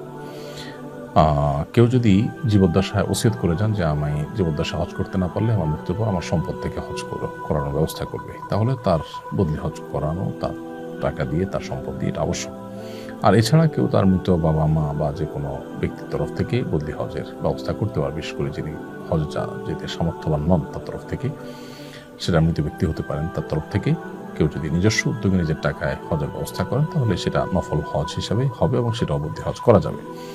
একজন মানুষ সুস্থ সবল, তিনি সামর্থ্যবান, তিনি যদি কাউকে দিয়ে বদলি হজ করান, তাহলে সেক্ষেত্রে তার যে ফরজ হজ সেটা আদায় হবে না, তার ফরজ হজ তাকে আদায় করতে হবে। অপারগ হলে সম্পূর্ণরূপে, তখন তার পক্ষ থেকে বদলি হজ করলে সেটা তার হজ আদায় হবে। আর যিনি বদলি হজ করবেন তার নিজের হজ আগে করবেন, তারপর তিনি বদলি হজ করবেন। কারণ নবী করিম সাল্লাল্লাহু আলাইহি সাল্লাম এক ব্যক্তিকে দেখলেন, তিনি একজনের বদলি হজ করছেন, তার ভাই সুবরমার তরফ থেকে হজ করছেন, এরকম নিয়ত করছেন। নবী সাল্লাল্লাহু আলাইহি সাল্লাম তখন তাকে বললেন, তুমি নিজের হজ করেছো কিনা? লোকটি বললেন না। তখন বললেন, তুমি আগে নিজের হজ করো, তারপর তোমার ভাই সুবরমার তরফ থেকে হজ করবে। এই জন্য যিনি বদলি হজ করবেন তিনি তার নিজের হজটা আগে করে তারপরে অন্য কারো বদলি হজ করবেন। আর বদলি হজের নিয়ম সাধারণ হজের মতোই, শুধুমাত্র যখন এহরাম নিয়ত করবেন তখন লব্বাইকা আন অমুক এভাবে বলবেন, অমুকের পুত্র অমুকের তরফ থেকে আল্লাহ লব্বাইক, এরকম বলবেন এবং মনে মনে তার তরফ থেকে যে এহরাম বাঁধছেন এটুকু নিয়ত করবেন শুরুতে। এরপরে বাকি কাজগুলো সব সাধারণভাবেই করবেন, দোয়া নিজের জন্য এবং ওই ব্যক্তির জন্য এবং অন্যদের জন্য করতে পারবেন। এরপরে প্রশ্ন হলো, মৃত মানুষের বদলি হজের কোরবানি দেওয়া লাগবে কিনা? মৃত মানুষের জন্য যদি হজ করেন, সেক্ষেত্রে সাধারণ হজের মতোই এফরাদ হলে আপনার সেক্ষেত্রে কোরবানি লাগবে না। আর তামাত্তু কিংবা কেরান হজ যদি করেন, তাহলে সেক্ষেত্রে যথানিয়মে আপনাকে কোরবানি করতে হবে। কোন কোন শ্রেণীর মানুষের তরফ থেকে বদলি হজ করা যায়? এর উত্তর হলো, হজ ফরজ হওয়ার পর কেউ সুযোগ পেয়েও হজ করেননি, মারা গেছেন, এই ব্যক্তির তরফ থেকে তার ওয়ারিসরা উদ্যোগ নিয়ে হজ করতে পারেন। আশা করা যায় আল্লাহ তাআলা তাকে দায়মুক্ত করবেন মৃত ব্যক্তিকে। আর হজ ফরজ হওয়ার পর কেউ নিরাপত্তার কারণে হজ যেতে পারছেন না, এমন কোনো পরিস্থিতি আছে যে হজে তার যাওয়ার কোনো সুযোগ নেই, নিরাপত্তাহীনতা ভুগছে, এরকম বিশেষ কোনো কেস যদি কারো তৈরি হয়, তাহলে তার তরফ থেকে বদলি হজের ব্যবস্থা করা যাবে। আর যদি কেউ এমন কোনো রোগে আক্রান্ত হন যেটা থেকে আসলে আর সুস্থ হওয়ার আশঙ্কা নেই, যেমন বার্ধক্যজনিত সমস্যা, হজ ফরজ হয়েছে, তার এই পরিমাণ টাকা হয়েছে, কিন্তু আসলে আর্থিক সঙ্গে থাকলেও শারীরিক সেই সামর্থ্য নেই এবং সুস্থ হওয়ার আশাও নেই, এরকম যদি হয়, তাহলে তার তরফ থেকে বদলি হজ করানো যাবে। একটু অসুবিধা হতে পারে, একটু কষ্ট হতে পারে, এই অজুহাতে বদলি হজ করলে কিন্তু তার দায়মুক্ত হবে না তিনি। মহিলারা মাহরাম নেই, উপযুক্ত কোনো মাহরাম নেই, এরকম যদি হয়, তাহলে সেক্ষেত্রে তিনিও বদলি হজের উদ্যোগ নিতে পারেন। সরকারি নিয়মের বাধ্যবাধকতার কারণে কেউ হজে যেতে পারছেন না, এরকম ব্যক্তির তরফ থেকেও বদলি হজ করা যেতে পারে। জুতা পরে তওয়াফ ও সাই করা যাবে কিনা? উত্তর হলো যে, জুতা যদি পবিত্র থাকে তাহলে এটা পরে তওয়াফ সাই করতে অসুবিধা নেই। তবে এহরামরত অবস্থায় যে তওয়াফটা হয়, সেই তওয়াফ যদি হয়, যেটা ফরজ তওয়াফ ওমরা বা হজের ক্ষেত্রে, সেই তওয়াফ যদি হয়, তাহলে জুতা এমন হতে হবে যে জুতায় যে পায়ের উঁচু অংশটা, সেটা অনেক ওলামাদের মতে টাকনুগিরা, আবার অনেকের মতে হলো উপরের পিঠের অংশটা, এটা যেন ঢাকা না থাকে, সেরকম স্যান্ডেল পরে করতে পারেন। আর নফল তওয়াফের ক্ষেত্রে যে কোনো জুতা পরে তিনি তওয়াফ করতে পারেন, যে জুতা পাক থাকে, পবিত্র থাকে। তবে আজকাল হারামে দোতলায় বা উপরে আপনার এই যে জায়গাতে মানুষ তওয়াফ করে, সেই জায়গাতে আবার নামাজও পড়া হয়। অতএব একান্ত প্রয়োজন না হলে জুতা পরে তওয়াফ না করাই উচিত। কারণ হলো জুতা পরে তওয়াফ করার কারণে ওই জায়গাটা ধুলায় ভরে যায়, অনেকে জুতা পরে সেখানে, এবং অনেকে পরার কারণে জুতা ভরে যায়, সেখানে মানুষের সিজদা দিতে অসুবিধা হয়, আল্লাহর ঘরের সম্মানেরও খেলাফ। সেজন্য এটা অ্যাভয়েড করতে পারলে ভালো হয়। কিন্তু কারো যদি পায়ে অসুবিধা হয় তিনি পবিত্র জুতা পরে তওয়াফ করতে পারবেন। আর নফল তওয়াফ হলে সেক্ষেত্রে তো মুজা পরেও তওয়াফ করতে কোনো অসুবিধা নেই। এরপরে প্রশ্ন হলো, আরাফা ও মুজদালিফায় অবস্থানকালে তায়াম্মুম করে সালাত পড়তে পারবে কিনা? আরাফা বা মুজদালিফা অবস্থানকালে যথারীতি উযু করে নামাজ পড়তে হবে। যদি পানির কোনো ব্যবস্থা না থাকে, অন্য সাধারণ অবস্থাতে যখন তায়াম্মুম করা যায় সেরকম পরিস্থিতি তৈরি হলে তখন তায়াম্মুম এখানেও করা যাবে। কিন্তু ভিড় আছে এই অজুহাতে পানি দিয়ে উযু না করে তায়াম্মুম করার সুযোগ নেই। আরাফার ময়দানে গোসল করা যাবে কিনা? উত্তর হলো, আরাফার ময়দানে গোসল করা শুধু যাবেই নয়, বরং বেশিরভাগ ফুকাহা একরামের মতে আরাফার ময়দানে গোসল করা মুস্তাহাব। একটু ফ্রেশনেস আসবে, দোয়াতে মনোযোগ আসবে, সেজন্য গোসল করা মুস্তাহাব। অবশ্য গোসল করার মতো পরিবেশ না থাকলে গোসল করার জন্য বিশেষভাবে কষ্ট না করলেও চলবে। মা বোনদের জন্য গোসল করার মতো ভালো পরিবেশ আজকাল থাকে না, যার কারণে পর্দার বিধান লঙ্ঘন করে তারা গোসল করতে যাওয়ার দরকার নেই। ওয়াশরুমের ভিতরে পাইপ দিয়ে যেমন গোসল করতে পারেন, বাহিরে টেপ থাকে, সেখানে গোসল করলে পর্দা এবং সতর এগুলোর প্রতি লক্ষ্য করে যদি গোসল করা যায় তাহলে সেক্ষেত্রে গোসল করা যাবে, বরং করা উত্তম। আর না করতে পারলে অসুবিধা নেই। আরাফার ময়দানে জোহর আসর কি একত্রে আদায় করতে হবে? এর উত্তর হলো, আরাফার ময়দানে জোহর এবং আসর এক আজানে দুই একামতে, অর্থাৎ জোহর পড়ে এরপরে আরেকটা একামত দিয়ে আসর পরপরইভাবে দুটোটা আদায় করাটা সুন্নাহ। এটা একদল উলামাদের মত, কারণ নবী সাল্লাল্লাহু আলাইহি ওয়াসাল্লাম এমনটি করেছেন। অপর আরেকদল উলামাদের মতে জোহর আসর যথারীতি আলাদা সময় আদায় করবে। এটা নিয়ে প্রায় সময় দেখা যায় তাঁবুগুলোতে গন্ডগোল হয়। গন্ডগোল হওয়া উচিত নয়। কেউ নবী সাল্লাল্লাহু আলাইহি ওয়াসাল্লামের সুন্নাহকে হুবহু অনুসরণ করে তিনি যেটাকে সহি মনে করছেন সেটা অনুযায়ী দুইটা একসাথে আদায় করছেন, আর কোনো দল এটাকে সহি মনে করছেন না, তারা আসরের সময় আদায় করে জমাত করলেন। এটা নিজেদের মধ্যে মত পার্থক্য, এটা ঝগড়ার দিকে যাওয়া উচিত নয়। এবং এক্ষেত্রে কসর পড়বেন না 4 রাকাত পড়বেন, এটা নিয়ে মত পার্থক্য আছে। নবী করিম সাল্লাল্লাহু আলাইহি ওয়াসাল্লাম কসর পড়েছেন, সেজন্য একদল উলামা ইকরাম কসর পড়া সুন্নাত মনে করেন। আরেকদল উলামা ইকরাম বলেন তিনি মুসাফির ছিলেন সেজন্য করেছেন। অতএব আমরা যারা 15 দিনের বেশি নিয়ত করেছি মক্কায় থাকার, তারা 4 রাকাত পড়বো। তো এটা নিয়ে মত পার্থক্য হলে যিনি ইমামতি করছেন তিনি 2 রাকাত পড়লেন, তার পেছনে বাকিরা কসর পড়লেন। যারা মনে করেন যে 4 রাকাত পড়তে হবে, আমরা মুকিম 15 দিনের বেশি নিয়ত করেছি, তারা 2 রাকাত প্লাস করলেন, ব্যাস হয়ে গেল। সালাম ফিরানোর পর তারা 2 রাকাত যোগ করে নিন। তাতে একই জামাতে আমরা নামাজটা পড়তে পারি এবং মতভিন্নতা বা ঝগড়ার দিকে আর যাওয়া লাগে না। জমজমের পানি কি দাঁড়িয়ে পান করতে হয়? জমজমের পানি দাঁড়িয়ে পান করতে হয় এমন কোনো কথা নেই। সাধারণ পানির মতোই এটা স্বাভাবিকভাবে আমরা পান করব বসে। তবে নবী সাল্লাল্লাহু আলাইহি ওয়াসাল্লাম বিভিন্ন রাওয়ায়াতে জমজম পানি দাঁড়িয়ে কোথাও কখনো পান করেছেন বোঝা যায়। হয়তো বসার মতো পরিবেশ ছিল না, আর তাছাড়া দাঁড়িয়ে পান করার তো আর নিষেধ নয়, এটা জায়েজ বোঝানোর জন্য তিনি মাঝে মাঝে পান করতেন। বাকি জমজম পানি বসা অবস্থা পেলেও অনেকে দাঁড়িয়ে যায় পান করার জন্য, এরকমটি সঠিক না যে দাঁড়িয়েই পান করতে হয়, এরকম নয়। দাঁড়িয়ে পান করা যাবে এতটুকু, তবে সাধারণ পানির মতো এটা আপনি স্বাভাবিক অবস্থাতেই পান করবেন, অর্থাৎ বসে পান করবেন। পান করার জন্য দাঁড়িয়ে যেতে হবে ব্যাপারটা সেরকম না। কখনো কখনো নবী সাল্লাল্লাহু আলাইহি ওয়াসাল্লাম থেকে জমজম দাঁড়িয়ে পান করা সাব্যস্ত, দাঁড়িয়ে কেউ চাইলে পান করতে পারেন। বাসা থেকে গোসল করে হাজি ক্যাম্পে যে এহরামের কাপড় পরা যাবে নাকি সেখানে গিয়েই ফ্রেশ হতে হবে? আপনি বাসা থেকেই ফ্রেশ হয়ে তারপর এহরামের কাপড় পরে যেতে পারেন, বিশেষ করে শেষের দিকে যদি যান, সময় কম থাকে। আর যদি প্রচুর সময় হাতে নিয়ে যান তাহলে হাজি ক্যাম্পে সব ব্যবস্থায় আছে বিধায় সেখানে গিয়ে আপনি চাইলে ফ্রেশ হওয়ার কাজটা করতে পারেন, গোসল করার কাজটা করতে পারেন, এহরামের পর সেখানে গিয়ে করতে পারেন। অথবা বাসা থেকে আপনি নখলম ইত্যাদি পরিষ্কার করে গেলেন আর ওখানে গিয়ে আপনি গোসল করে এহরামের কাপড় পরে নিলেন, এটাও করা যেতে পারে। জামার আশেপাশে পড়ে থাকা পাথর কুড়িয়ে জামারায় পাথর মারা যাবে কিনা? উত্তর হলো যাবে, কোনো অসুবিধা নেই। তবে উত্তম হলো মুজদালিফা থেকে পাথর নিয়ে আসা। যদি আপনার পাথর টান থাকে, পড়ে যায়, আনতে ভুলে যান, এখান থেকে পাথর নিয়ে মারলেও আপনার জামার পাথর মারার কাজটি আদায় হয়ে যাবে। জামা নিক্ষেপের জন্য প্রয়োজনীয় অতিরিক্ত পাথর কুড়ানো যাবে কিনা? উত্তর হলো যাবে, তবে আপনার যে কয়টা পাথর লাগে সে কয়টা নেওয়াই ভালো। যদি 2-4টা বেশি হয়ে যায় বা সতর্কতামূলক 2-4টা বেশি নেন তাতে অসুবিধা নেই। অনেকে সুগন্ধিযুক্ত তেল ব্যবহার করতে হয় এবং এই তেল ব্যবহার না করলে তাদের মাথা ঘোরায়, মাথা ব্যথা হয়। এক্ষেত্রে তাদের করণীয় কি? উত্তর হলো যে অনিবার্য যদি হয় যে তেল ব্যবহার করা ছাড়া তিনি সুস্থ থাকতে পারেন না, অসহনীয় কষ্ট হয়, তাহলে তিনি ব্যবহার করতে পারেন, কিন্তু তাকে এর কারণে কিন্তু ফিদিয়া দিতে হবে। আর যদি ব্যাপারটা এরকম হয় যে এত বেশি কষ্ট হয় না, একটু কষ্ট হয়, তাহলে তাকে অবশ্যই এই সুগন্ধযুক্ত তেল ব্যবহার করা থেকে বিরত থাকতে হবে, যেহেতু সুগন্ধ সুগন্ধ জাতীয় কোনো বিষয় ব্যবহার করা বা কোনো কিছু ব্যবহার করা জায়েজ নয় এহরামরত অবস্থাতে। আর ফিদিয়া হলো 3টা রোজা রাখা, কিংবা 6 জন মিসকিনকে খাদ্য দেওয়া, কিংবা একটা পশু জবাই করে মক্কা মিসকিনদের মধ্যে বন্টন করা, গোশতের বন্টন করার ব্যবস্থা করা। হজে মহিলাদের মুখে নেকাব পরা নিষেধ কেন? আল্লাহ তাআলা একমাত্র ভালো জানেন। তবে পুরুষদের জন্য সেলাইবিহীন পোশাক পরা, মেয়েদের জন্য মুখে আপনার নেকাব না লাগানো, এগুলো স্বাভাবিক এবং সরলভাবে আল্লাহর সামনে নিজেকে উপস্থাপন করার জন্য, মানুষের মৃত্যু পরবর্তী অবস্থাকে স্মরণ করিয়ে দেয় আমাদের এহরামের শুভ্র সাদা এবং স্বাভাবিক পোশাক আশাক। এটা আল্লাহর সামনে নিজেকে একেবারে সরল সহজভাবে উপস্থাপন করবার জন্যই হয়তো এরকমটি করতে বলা হয়েছে। বাকি এর প্রকৃত কারণ একমাত্র আল্লাহ তাআলা ভালো জানেন, কারণ কোরআন হাদিসে আলাদা করে কারণ উল্লেখ করা হয়নি। এটা উলামা ইকরাম যার যার মতো করে গবেষণা করে হিকমত এবং রহস্য বর্ণনা করেছেন অনেকে। হজের সময় কোরবানি অর্থাৎ দমের শূকর দিলে দেশে আবার কোরবানি দিতে হবে কিনা? উত্তর হলো, হজের সময় আমরা যে কোরবানি দেই, এই কোরবানিটা হলো মূলত, আমরা কোরবানি বললেও এটা মূলত দমের শূকর বা আল্লাহর কৃতজ্ঞতা আদায় করে পশু জবে। আর মূল কোরবানি যেটা, সেটা যথারীতি প্রযোজ্য হবে।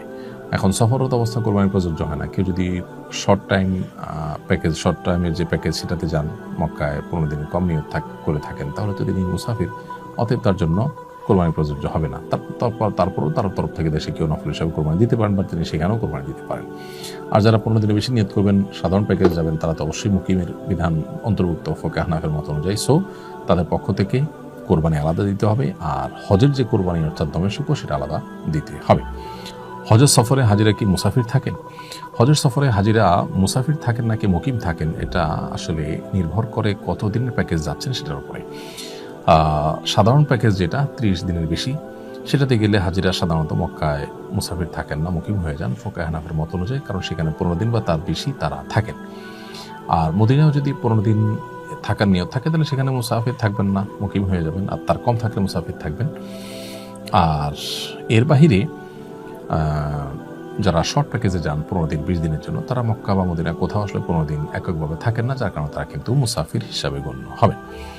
আর মুসাফির হলে মুসাফিরের সব বিধিবিধান তার জন্য যথারীতি প্রযোজ্য হবে। মেয়েরা নফল তাওয়াফেও কি মুখে নেকাব দিতে পারবে না? উত্তর হলো না, মুখে নেকাব দিতে পারবে নফল তাওয়াফে, পারবে না এমন কথা নেই। কারণ হলো, এহরামরত অবস্থাতে মুখে তারা নেকাব পরবেন না।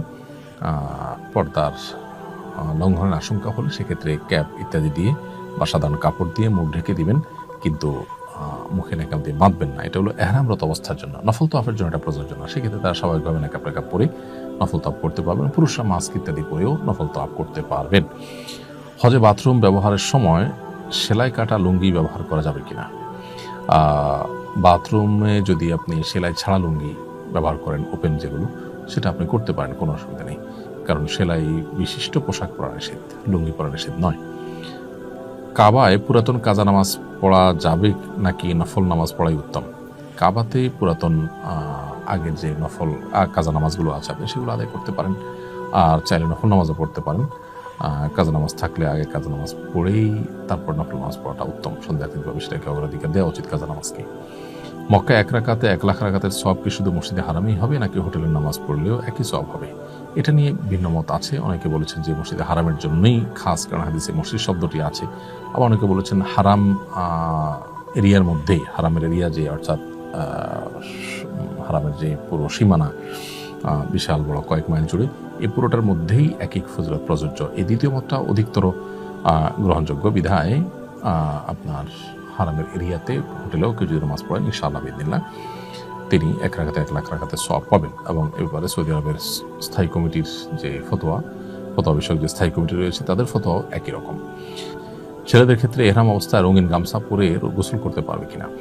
উত্তর হলো হ্যাঁ, করা যাবে, কোনো অসুবিধা নেই। কারণ গামছা এটা সেলাই বিশিষ্ট কোনো পোশাক নয়, বরং এটা ওপেন থাকে, বিধায় গামছা পরে আমরা গোসল করতে পারবো। ছেলেরা হোক মেয়েরা হোক সবাই করতে পারবেন। এবং এক্ষেত্রে রঙিন হোক, অন্য কোনো এক কালার হোক, সাদা হোক, তাতে কিছু আসে যায় না। হজের সময় মাসিক শুরু হলে তার বিধান কি? হজের সময় যদি মাসিক শুরু হয়ে যায়, মেয়েরা হজের সমস্ত কাজগুলো যথারীতি করবেন, কোনো কাজ থামবে না তার। শুধুমাত্র হজের যে ফরজ তওয়াফ ঈদের দিন, সেটি তারা মাসিক অবস্থায় করবেন না মেয়েরা, বরং অপেক্ষা করবেন যখন তিনি সুস্থ হবেন তখন তিনি করবেন। সেটা হোক 5 দিন পর, হোক 7 দিন পর। এটা মেয়েদের জন্য স্পেশাল, এবং এর জন্য কোনো দম ফিদিয়া কিছু দিতে হবে না। হজের সব প্রস্তুতি শেষ করার পর স্বামী মারা গেলে করণীয় কি? কেউ হজের সব প্রস্তুতি শেষ করেছেন এবং যাওয়ার জন্য অপেক্ষমান আছেন, এটা যদি স্বামী মারা যায় তাহলে তিনি ইদ্যত পালন করবেন, তখন তার জন্য হজে নাজিব পালন করা ওয়াজিব। এবং এই যে তার টাকাগুলো খরচ হয়ে গেল, এরপরে যদি আবার কখনো হজ করার মতো সামর্থ্যবান হন তাহলে তখন হজ করবেন তিনি মাহরামদের সাথে নিয়ে। আর যদি আর সে সুযোগ না আসে তাহলে তারপরে হজ ফরজ হবে না, যেহেতু তার সামর্থ্যই আসে নাই। এবং এই যে টাকা চলে গেল, হজে যেতে পারলেন না, এর জন্য আফসোসের কোনো কারণ নেই, কারণ টাকা যে ব্যয় হয়েছে আল্লাহর পথে তার জন্য সওয়াব তিনি পাবেন। নবী সাল্লাল্লাহু আলাইহি ওয়াসাল্লাম বলেছেন, কোনো ব্যক্তি যদি কোনো ভালো কাজ করার নিয়ত করে, মান হাম্মা বিহাসানাতিন ফালাম ইয়ামালহা, কোনো ব্যক্তি ভালো কাজ নিয়ত করে না করতে পারলে আল্লাহ তাআলা পরিপূর্ণ সওয়াব দিবেন। মিনা যদি ইহরামের কাপড় চেঞ্জ করার দরকার হয় তাহলে কি করতে হবে? মিনা ইহরামের কাপড় চেঞ্জ করার দরকার হলে চেঞ্জ করতে পারবেন। এমনকি আরাফাতে, মুজদালিফাতেও যদি নষ্ট হয়ে যায় কোনো কাপড় বা ময়লা হয়ে যায়, আরেকটা ইহরামের কাপড় পরবেন, অসুবিধা নেই। কিন্তু এই কাপড় চেঞ্জ করতে গিয়ে যেন আবার লুঙ্গি টুঙ্গি সেলাই করা কোনো কিছু যেন না পড়া হয়। 8 তারিখ মিনায় অবস্থান না করলে কি দম দিতে হবে? 8 তারিখ মিনায় অবস্থান না করলে দম দিতে হবে না, কারণ 8 তারিখ মিনায় অবস্থান করাটা, জিলহজের 8 তারিখ মিনায় অবস্থান করাটা সুন্নাত। কোনো কারণে এটা মিস হয়ে গেলে সরাসরি কেউ আরাফাতে চলে গেল, ডাইরেক্ট মিনায় অবস্থান করলই না, তাতে কোনো অসুবিধা হবে না। জিলহজের 10 এবং 11 তারিখ রাতে মিনা অবস্থান করা কি জরুরি? এটি সংখ্যাগরিষ্ঠ ইমামদের মধ্যে জরুরি, বেশিরভাগ ইমামদের মধ্যে জরুরি, ফুকাহা হানাফির মধ্যে সুন্নাহ। নবী সাল্লাল্লাহু আলাইহি ওয়াসাল্লাম অবস্থান করেছেন, বিদায় 10 তারিখ 11 তারিখ রাত মক্কার হোটেলে না কাটিয়ে মিনায় কাটাবার চেষ্টা করা উচিত আমাদের। জামারাতে নিক্ষেপের জন্য মুজদালিফা থেকে কঙ্কর না নিলে গুনাহ হবে কিনা? জামারাতে নিক্ষেপের জন্য মুজদালিফা থেকে কঙ্কর নেওয়াটা উত্তম, মুস্তাহাব, কিন্তু অন্য কোনো জায়গা থেকে, মিনা থেকে নিলেও আপনার জামরাতে পাথর মারা আদায় হয়ে যাবে, তাতে অসুবিধা নেই। তবে একেবারে জামরার কাছাকাছি, জামরার সামনে থেকে একান্ত নিরুপায় না হলে, প্রয়োজন না হলে সেখান থেকে না নেওয়া উচিত, একটু দূর থেকে মিনা থেকে নেওয়া উচিত। আর সবচেয়ে ভালো মুজদালিফা থেকে, তাহলে মুজদালিফা থেকে নেওয়া উত্তম। কোনো কারণে মিস হলে মিনার অন্য কোনো জায়গা থেকে নেবেন, কিন্তু একেবারে ঠিক জামরার সামনে থেকে করানোটা অনুত্তম, অনুচিত, মাকরুহ। যে জিকির বা দোয়া সাফা মারওয়ায় পড়া হয় সেগুলো বাংলায় করা যাবে কিনা? সাফা মারওয়ায় যে বাক্যগুলো পাঠ করা হয়, লা ইলাহা ইল্লাল্লাহু ওয়াহদাহু লা শারীকা লাহু লাহুল মুলকু ওয়া লাহুল হামদু ইউহয়ি ওয়া ইউমীতু ওয়া হুয়া আলা কুল্লি শাইইন কাদির, লা ইলাহা ইল্লাল্লাহু ওয়াহদাহু আনজাযা ওয়া'দাহু ওয়া নাসারা 'আবদাহু ওয়া হাযামাল আহজাবা ওয়াহদাহু, এগুলো হাদিসে যেভাবে বর্ণিত হয়েছে ঠিক এভাবে পাঠ করাটাই উত্তম, বাংলা না করে। যদি কেউ এটা না পারেন, কোনো হয় বাংলা পড়ে ফেলেন, হয়ে যাবে, বাট অবশ্যই উচিত এবং উত্তম হলো হাদিসের টেক্সট হুবহু পাঠ করা। আর দোয়ার বিষয়টা হলো, দোয়া আপনি নিজের ভাষায় করতে পারেন, কোনো অসুবিধা নেই। সেটা আপনি বাংলা ভাষায়, অন্য কোনো ভাষায় করলেন এবং কোরআন হাদিসের দোয়ার ভাষায় নিজের মনোমত দোয়া করলেন, সেটা আপনি করতে পারেন। 11 বা 12 জিলহজের দিন পাথর মারার সময় কখন শুরু হয় এবং কখন শেষ হয়? উত্তর হলো, 10 জিলহজ বা ঈদের দিন যে পাথর মারা, সেটা তো সকাল থেকেই আমরা পাথর মারতে পারি, সকাল থেকেই পাথর মারার সময়। আর 11-12 জিলহজ হলো জোহরের ওয়াক্ত হওয়ার পর থেকে পাথর মারার সময় শুরু হয়। সূর্য ডুবার আগে আগে মারতে হয়, যদি ভিড়ের কারণে সূর্য ডুবার পরে মারা লাগে তাতেও আদায় হয়ে যায়, কিন্তু সময়টা শুরু হবে জোহরের ওয়াক্ত হওয়ার পর 11-12 জিলহজ। অতএব এই 2 দিন, 11, 12 বা 13 তারিখও যদি কেউ থাকেন, সেই দিনগুলোতে পাথর নিক্ষেপ করতে হবে জোহরের ওয়াক্ত হওয়ার পর থেকে। হজে যাওয়ার আগে সাধারণত ঋণ থাকলে সেগুলো শোধ করে যেতে বলা হয়, কিন্তু জীবনে অনেক বান্দার হক নষ্ট করেছি, সব মনে নেই, চিনি না কিংবা এখন আর যোগাযোগ নেই, এই ঋণ কিভাবে শোধ করব? এর উত্তর হলো, অজানা মানুষদের ঋণ পরিশোধ করার জন্য আনুমানিক কত টাকা হতে পারে সেই পরিমাণ টাকা গরিব দুঃখীদেরকে দান করে দিবেন তাদের তরফ থেকে। ঋণ যারা পাবেন, যাদের কাছে আপনি ঋণী, সেই পাওনাদারদের তরফ থেকে নিয়ত করুন আল্লাহ এর সবটা তাদের আমল নাম আপনি দিয়ে দেন, এভাবে দিলে আপনি দায়মুক্ত হবেন ইনশাআল্লাহ। বাংলাদেশের কোনো হাজি লাগেজে তামাক পাতা, জর্দা কিংবা গুল নিয়ে যান, মাঝে মধ্যে তারা সৌদি ইমিগ্রেশনে ধরাও পড়েন, এ বিষয়ে হাজিদের প্রতি বিশেষ কোনো নির্দেশনা দিবেন? হ্যাঁ, এটা আমাদের একেবারেই অনুচিত। অনেক হাজি সাহেবরা তামাক পাতা, সাদা পাতা, জর্দা, গুল এগুলো নিয়ে যান। সৌদি আরবে মাদক দ্রব্যের মধ্যে এই তামাক জাতীয় এই জিনিসগুলোকে গণ্য করা হয়, যার কারণে এয়ারপোর্টে হ্যাসেলের শিকার হন। এবং সেই সাথে এই জিনিসগুলো পান করার ব্যাপারে যেহেতু ওলামা একরাম এটিকে কঠোরভাবে নাজায়েজ এবং হারাম বলেন এবং মাদক দ্রব্যের মধ্যেই ফেলেন, অতএব এগুলো অ্যাভয়েড করা উচিত। তাছাড়া এগুলো আমাদের স্বাস্থ্যের জন্য তো ক্ষতিকর। আমাদের ওলামা একরাম জর্দা খাওয়াকে অনেকে জায়েজ মনে করেন, কিন্তু জর্দা খাওয়ার মধ্যে যেগুলো বেশি জর্দা, যেগুলোতে কোনো তামাক নাই, সেটা তো জায়েজ হতে পারে, বাট যেখানে তামাক আছে সেটা আসলে জায়েজ হওয়ার বিষয়টাতে তুমুল আপনার ভিন্নমত এবং শক্তিশালী ভিন্নমত রয়েছে। তো এই জন্য একজন হজ যাত্রী তিনি আল্লাহর ঘরের ইবাদত করতে যাচ্ছেন, সেখানে তার সাথে আসলে এই জিনিসগুলো, তামাক জাতীয় জিনিসগুলো বহন না করাই উচিত। বিশেষ করে সৌদিতে যে হ্যাসেলের মুখোমুখি হতে হয়, সেটা তো কারোরই কাম্য হয় না। এই জন্য এগুলো আমাদের হজ যাত্রায় সাথে যেন নেওয়া হয় সেদিকটা খেয়াল করা দরকার। বর্তমানে সৌদি সরকার মহিলাদের মাহরাম ছাড়া হজ করার অনুমতি দিয়েছে। এই অনুমতি গ্রহণ করে মাহরাম ছাড়া হজ করা যাবে কিনা? মাহরাম ছাড়া মেয়েদের জন্য হজ করা বা উমরা করা বা কোনো সফর করা জায়েজ নয়। নবী সাল্লাল্লাহু আলাইহি ওয়াসাল্লাম পরিষ্কারভাবে নিষেধ করেছেন, লা তুসাফিল মারআতু ইল্লা মা জি মাহরামিন, কোন নারী মাহরাম ছাড়া হজ করবেন না। এটা একজন নারীর সম্মানের ব্যাপার যে তার সাথে কোনো একজন বডিগার্ডের মতো একজন মাহরাম পুরুষ থাকবেন, এটা থাকতে হবে। অতএব সৌদি সরকার যদি তাদের আইনের পরিবর্তন করে, আল্লাহর বিধান বা রাসূলুল্লাহ সাল্লাল্লাহু আলাইহি ওয়াসাল্লামের হাদিস পরিবর্তন হয়ে যাবে না, বিধায় মাহরাম সহই মেয়েরা হজে যাবেন, মাহরাম ছাড়া হজে যাবেন না। মাহরাম ছাড়া হজে যাওয়ার ক্ষেত্রে কোনো উলামা ইকরাম শর্ত সাপেক্ষে কোনো ক্ষেত্রে জায়েজ বলেছেন। এটাও সংখ্যাগরিষ্ঠ বা সব উলামা ইকরাম নন। সেটা হলো যে মহিলাদের একদল মহিলাদের সাথে যান, যদি যে মহিলারা তাকে সেফটি সিকিউরিটির দিকটা দেখতে পারবেন, এরকম জানাশোনা মহিলাদের সাথে গেলেন, সেটা ভিন্ন কথা। বাট এরকম কোনো দল নেই, আমি র্যান্ডমলি যাচ্ছি একজন নারী একাকী হজের জন্য মাহরাম ছাড়া, এটা জায়েজ নয়। বিদায় তওয়াফ না করলে কোনো অসুবিধা আছে কিনা? বিদায় তওয়াফ করা হজের ক্ষেত্রে ওয়াজিব, যার কারণে বিদায় তওয়াফ যদি কেউ না করেন তাকে দম দিতে হবে। আর মেয়েরা যদি মাসিকের কারণে বিদায় তওয়াফ করতে না পারেন তাহলে তাদের উপর কোনো কিছু প্রযোজ্য হবে না। মাসিক হয়ে গেলে নারীরা কিভাবে বিদায় তওয়াফ করবেন? উত্তর হলো, বিদায় তওয়াফ হজে ওয়াজিব, উমরাতে অবশ্য বিদায় তওয়াফ ওয়াজিব না, শুধু উমরার সফরে গেলে বিদায় তওয়াফ করা লাগবে না। কিন্তু হজের সফরে গেলে আসার সময় বিদায় তওয়াফ 7 চক্কর দিয়ে 2 রাকাত নামাজ পড়ে তওয়াফ করে তারপর আসতে হবে। এখন নারীরা মাসিকের কারণে যদি তওয়াফটা না করতে পারেন, এদিকে তার ট্রাভেলের প্ল্যান আছে, চলে যাবেন মক্কা ছেড়ে, বিদায় তওয়াফ করতে পারছেন না, মাসিক শুরু হয়ে গেছে, তাহলে তাদের জন্য সেটা মওকুফ বা মাফ, এর জন্য কোনো দম দিতে হবে না। রওজা মুবারক জিয়ারতের আদব এবং নিয়ম কানুন জানতে চাই। নবী করিম সাল্লাল্লাহু আলাইহি সাল্লামের কবরে সালাম পেশ করা, দুরূদ পেশ করা, এটার আদব হলো আমরা খুবই ভারতের সাথে, গাম্ভীর্যের সাথে যাওয়ার চেষ্টা করব। সেখানে গিয়ে আপনার হই হুল্লোড় করা, এটা নিশ্চয়ই কবর জিয়ারতের আদব নবী সাল্লাল্লাহু আলাইহি সাল্লামের শানের খেলাফ হবে এবং আদবের পরিপন্থী হবে। অনেকে সেখানে গিয়ে উকিঝুঁকি মারেন, যেহেতু তার কবরটা হয়েছে আমাদের আয়েশা রাদিয়াল্লাহু আনহার ঘরে, এটা আয়েশা রাদিয়াল্লাহু আনহার ঘর, অতএব এখানে উকিঝুঁকি মারা তার ঘরে উকিঝুঁকি মারার মতো। আর উকিঝুঁকি মেরে আসলে আমরা দেখতেও পাবো না, কারণ ওখানে নবী সাল্লাল্লাহু আলাইহি সাল্লামের কবরের এবং ওই যে বাহিরের যে বেড়াটা, এটার মাঝে আরো ওয়াল আছে, যার কারণে দেখা যায়ও না, যাবেও না। আর আরেকটা বিষয় হলো যে সেখানে অনেকে বেশ আপনার উৎসাহ ভরে ছবি, ভিডিও এবং লাইভ করতে থাকেন। নবী করিম সাল্লাল্লাহু আলাইহি ওয়াসাল্লাম বলেছেন যে আমার কবরকে তোমরা ঈদ এবং উৎসবের জায়গায় পরিণত করবে না, যেটা অনেক উরুস-টুরুসে হয়, এবং এই জাতীয় আপনার লাইভ ছবি, ভিডিও, হাস্যোজ্জ্বল মুডে এটা অনেকটা উৎসবের মতো হয়ে যায়, এটা যেন না হয়। এই জন্য ভাব গাম্ভীর্যের সাথে আমরা সালাত সালাম পেশ করবো ইনশাআল্লাহ। সেখানে আসসালাতু ওয়াসসালামু আলাইকা ইয়া রাসূলুল্লাহ বললে সালাত সালাম আদায় হয়ে যাবে।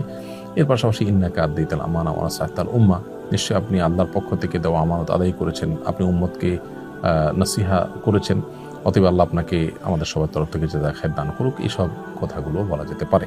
দুরূদ পেশ করাটা হলো মূলত আসসালাতু ওয়াসসালামু আলাইকা ইয়া রাসূলুল্লাহ। তারপরেই প্রথম যে জানালা আছে, ছিদ্র আছে, সেটা তো কোনো কবর নেই, মাঝখানে একটা জানালাতে 3টা ছিদ্র আছে। বড় ছিদ্রটা নবী সাল্লাল্লাহু আলাইহি ওয়াসাল্লামকে লক্ষ্য করে সালাম, আসসালাতু ওয়াসসালামু আলাইকা ইয়া রাসূলুল্লাহ।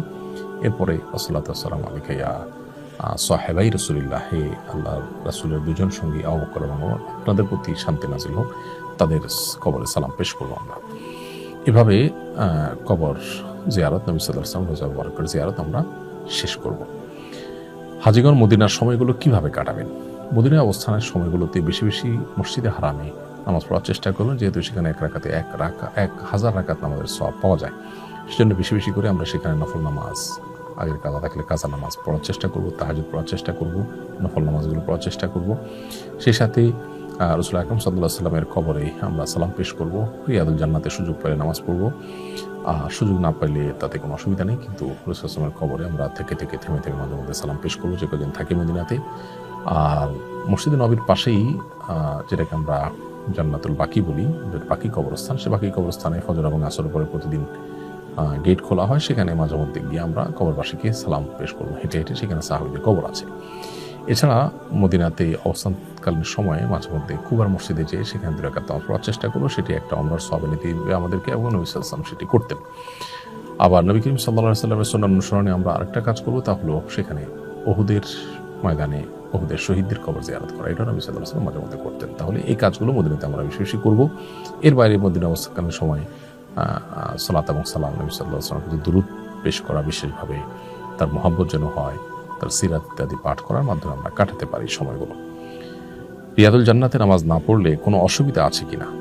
মদিনায় মসজিদে নববীতে রিয়াদুল জান্নাহ, যেটি অর্থাৎ নবী সাল্লাল্লাহু আলাইহি ওয়াসাল্লামের কবর এবং তার মিম্বরের মধ্যবর্তী জায়গাটাকে তিনি বলেছেন রাউদাতুম মিন রিয়াদিল জান্নাহ, জান্নাতের বাগান সমূহের মধ্যে থেকে একটি বাগান। এই জায়গায় নামাজ পড়া গেলে ভালো, কিন্তু আমাদের জেনে রাখা দরকার যে মসজিদে নববীর যে কোনো জায়গায় নামাজ পড়লে যে সওয়াব হবে, এখানে নামাজ পড়লে সওয়াবের পরিমাণ সমান হবে। তবে হ্যাঁ, সবসময় তো সওয়াবের পরিমাণটাই একমাত্র বিবেচ্য বিষয় হয় না। এখানে নবী করিম সাল্লাল্লাহু আলাইহি ওয়াসাল্লাম সালাত আদায় করেছেন, সাহাবীরা পড়েছেন, তাদের স্মৃতি বিজড়িত জায়গা, একেবারে মূল মসজিদ, তাদের বিচরণস্থল, এবং সবচেয়ে বড় কথা হলো হাদিসে এটাকে জান্নাতের বাগান বলা হয়েছে। সো সেখানে দোয়া করা, সেখানে নামাজ পড়া নিশ্চয়ই আমাদের বাড়তি আগ্রহের কারণ থাকতে পারে। কোনো কারণে যদি করা না যায় তাতে আমাদের হজ হবে না, সফর হবে না, ব্যাপারটা সেরকম নয়, কোনো অসুবিধা তাতে নেই। মদিনায় 40 ওয়াক্ত নামাজ পড়া কি জরুরি? হজ কিংবা উমরার সফরে মদিনায় মসজিদে নববীতে 40 ওয়াক্ত নামাজ পড়তেই হবে, না পড়লে হজ বা উমরার সফর ত্রুটিপূর্ণ হবে, এরকম কোনো কথা নেই। তবে বিশুদ্ধ হাদিসে মদিনায় 40 ওয়াক্ত নামাজ আদায় করা ফজিলত বর্ণিত হয়েছে। বিধায় যদি এভাবে কোনো ট্রাভেল প্ল্যান করা যায় যে মদিনায় 40 ওয়াক্ত নামাজ পড়া যাবে, তাহলে সেটা ভালো হয়। কোনো কারণে সেটা না করা গেলে পেরেশান হওয়ার কারণ নেই, কারণ উমরা বা হজে এতে কোনো অসুবিধা হবে না। তিরমিজিতে বর্ণিত হয়েছে, আনাস বিন মালিক রাদিয়াল্লাহু তাআলা বর্ণনা করেছেন যে নবী সাল্লাল্লাহু আলাইহি ওয়াসাল্লাম বলেছেন, মান সাল্লা ফি মাসজিদি 40 সালাতান লা তাফুতুহু সালাহ, যে ব্যক্তি আমার মসজিদে অর্থাৎ মসজিদে নববীতে 40 ওয়াক্ত নামাজ পড়বে টানা এবং মাঝে কোনো সালাত মিস হবে না, সে ব্যক্তির মুনাফিকি থেকে মুক্তি, আযাব থেকে মুক্তি এবং জাহান্নাম থেকে মুক্তির পরওয়ানা তার জন্য আল্লাহর পক্ষ থেকে ঘোষণা দেওয়া হবে। এই জন্য এই ফজিলত পাওয়ার জন্য 40 ওয়াক্ত নামাজ পড়তে পারলে অবশ্যই ভালো। কোন হজকে মাবরুর হজ বলে এবং মাবরুর হজের ফজিলত কি? নবী করিম সাল্লাল্লাহু আলাইহি ওয়াসাল্লাম বলেছেন, আল হাজ্জুল মাবরুর লাইসা লাহুল জাযাউ ইল্লাল জান্নাহ, মাবরুর হজের বিনিময় জান্নাত ছাড়া কিছুই নয়। মাবরুর হজ বা কোন হজটা মাবরুর হবে? এর উত্তর হলো যে মাবরুর শব্দের অর্থ পুণ্যে ভরা, বিররুন থেকে মাবরুর, পুণ্য দিয়ে ভরা বা পুণ্য দিয়ে ঘেরা, যেটা এটাকে মাবরুর বলা হয়। যে হজে পুণ্য থাকে, অর্থাৎ পুণ্য দিয়ে যে হজ ঘেরা থাকে, পরিপূর্ণ থাকে, পুণ্যে ভরা থাকে যে হজ, সেটাই মাবরুর হজ। এখন এর কোনো ক্রাইটেরিয়া আছে কিনা যে কি পরিমাণ পুণ্য হলে সেটাকে মাবরুর হজ বলা যাবে? উত্তর হলো যে হজে আসলে কোনো গুনাহ নেই, কোনো পাপাচার নেই, হজে যে নিষিদ্ধ বিষয়গুলো আছে সেগুলো থেকে বিরত থাকার বিষয়ে সচেতন থাকা গেছে এবং ভালো কাজ দিয়ে হজের পুরো সফরকে মোড়ানো গেছে, সেটাই মাবরুর হজ। ধরুন এখলাস না থাকা, লোক দেখানো, লৌকিকতা, এটা গুনাহের কথা, অতএব এটা থেকে মুক্ত থাকা, এটা মাবরুর হজের জন্য পূর্ব শর্ত। ঠিক একইভাবে আমরা যখন হজ করব তখন নবী সাল্লাল্লাহু আলাইহি ওয়াসাল্লাম একটা হাদিস মাথায় রাখবো, তিনি বলেছেন, মান হাজ্জা ফালাম ইয়ারফুস ফালাম ইয়াফসুক রাজাআ কায়মা ওয়ালাদাতু উম্মু, যে ব্যক্তি হজ করলো এবং হজ করতে গিয়ে নারী ঘটিত বা যৌনতা সংশ্লিষ্ট কোনো গুনাহ এটাতে জড়ালো না এবং কোনো প্রকার সাধারণ পাপাচারও করলো না, অন্য পাপাচারও করলো না, এগুলো থেকে যে বিরত থাকলো, সে ব্যক্তি মায়ের পেট থেকে সদ্য ভূমিষ্ঠ হওয়া শিশুর মতো নিষ্পাপত্ব নিয়ে ফিরে আসে। তো হজ করার সময় ঝগড়াঝাটি করা কোরআনে নিষেধ করেছেন আল্লাহ তাআলা। আর এই যে যৌনতা সংশ্লিষ্ট ক্রিয়া কর্ম, সেগুলো থেকে বিরত থাকা ইহরামরত অবস্থাতে, এবং এর বাইরে অন্যান্য যে গুনাহগুলো আছে, চোখের গুনাহ সহ নানাবিধ গুনাহ সেখানে হতে পারে, সেগুলো থেকে বিরত থাকতে পারলে সে হজটা হজে মাবরুর হবে ইনশাআল্লাহ তাআলা। এছাড়া পুরো হজ জুড়ে মানুষের উপকার করা, কল্যাণ করা, সবর করা, এগুলোর মধ্য দিয়ে ইনশাআল্লাহ হজটা মাবরুর হয়ে উঠবে। মহিলাদের জন্য হজের সময় মেকআপ বা প্রসাধনী ব্যবহার করা জায়েজ কিনা? মেয়েরা হজের সময় ইহরামরত অবস্থাতেও কোনো প্রসাধনী ব্যবহার করতে চাইলে করতে পারবেন, তবে সাদাসিধে সময় কাটানো এটাই হলো ইহরামরত অবস্থার মূল প্রতিপাদ্য, সেটা মাথায় রাখা দরকার। সেই সাথে সুগন্ধি ছাড়া কোনো প্রসাধনী থাকলে ব্যবহার করতে পারেন। যে প্রসাধনী ব্যবহার করলে সুগন্ধি আছে সেখানে, সেটা ব্যবহার করা যাবে না, সেটা ইহরামের নিষিদ্ধ বস্তুর আওতায় পড়বে। এটা হলো ইহরামরত অবস্থা। এছাড়া হজের সময়ের মধ্যে তিনি যদি করেন, সেক্ষেত্রে রুম থেকে বাহিরে সুগন্ধযুক্ত কিছু ব্যবহার করে গেলে, সেটা আশপাশন্য পুরুষদের নাক পর্যন্ত গেলে, সেটা অবশ্যই নিষিদ্ধের আওতায় পড়বে। এছাড়া সাধারণ মেকআপ তিনি ইহরামের বাইরে করতে পারেন। ইহরাম অবস্থায় রক্ত বের হলে করণীয় কি? দেখুন, কাটা ছেঁড়া বা নাক থেকে মুখ থেকে যদি রক্ত বের হয় এহরামত অবস্থায়, তাতে এহরামের কোনো ক্ষতি হবে না, উজু ছুটে যাবে। যদি রক্ত বের হয়ে গড়িয়ে পড়ে তাহলে সেক্ষেত্রে উজু পুনরায় করতে হবে, উজু ভঙ্গ হবে, কিন্তু এহরামের কোনো ক্ষতি হবে না। এহরামের কাপড় লেগে গেলে, যেখানে লেগে গেলে সেই জায়গাটা ধুয়ে ফেললে হবে, নাপাক আর সামান্য একদম ছিটা 1-2 ফোঁটা ছিটা পড়ছে, তাতে অসুবিধা নেই। হজের সময় কোন হজ গাইড বা বই রাখতে পরামর্শ দিবেন? আমি পরামর্শ দিব যে হজের সময় আপনি হজের বিস্তারিত বিধিবিধান সম্বলিত কোনো কোরআন হাদিসের আলোকে লিখিত অথেন্টিক কোনো বই সাথে রাখুন। আমরা সুন্নাহ ফাউন্ডেশন থেকে এক নজরে হজের একটা ছোট্ট পুস্তিকা তৈরি করেছি, যেখানে ডে বাই ডে প্রতিদিনের করণীয়গুলো সব বলা আছে। সেটা আপনার সাথে থাকতে পারে। আপনি উমরাহ কীভাবে করবেন একটা বই আছে আমাদের, সেটা রাখতে পারেন সাথে। এছাড়া মক্কা এবং মদিনার বিস্তারিত আপনার হিস্ট্রি উঠে আসছে এরকম বই পুস্তক, সচিত্র বই পুস্তক আজকাল বাজারে পাওয়া যায়, সেগুলো কোটার সাথে থাকতে পারে। তাতে আপনি ইবাদত বন্দেগী মক্কা মদিনা যেখানে যেখানে করবেন রিলেট করতে পারবেন, আপনি তৃপ্তি পাবেন আলাদা। এর পাশাপাশি বিশেষভাবে একটা কোরআনের অনুবাদ, সংক্ষিপ্ত তাফসীর সহকারে একটা সিরাত গ্রন্থ সাথে নিয়ে গেলে পুরো সফরে আপনি সেটা পড়ে শেষ করলেন। তাতে সিরাতের ইতিহাসের সাথে সেখানে আপনার অবস্থানের সাথে অনেক কিছু মেলাতে পারবেন, যেটা আপনার আলাদা তৃপ্তি দিবে, আপনাকে ইবাদতের প্রতি আগ্রহ জাগ্রত করবে ইনশাআল্লাহ তাআলা। অতএব সেগুলো আপনি সাথে নিয়ে যেতে পারেন। হজ শেষ করার পর দেশে কিভাবে হজের শিক্ষা নিজের জীবনে বাস্তবায়ন করা যেতে পারে? হজের মাধ্যমে যেহেতু আল্লাহ তাআলা হজ যাত্রীকে, হাজিকে নিষ্পাপত্ব দান করেন, সেজন্য তিনি দেশে আসার পর নিষ্পাপত্ব ধরে রাখার চেষ্টা করবেন, গুনাহমুক্ত জীবন যাপন করার চেষ্টা করবেন।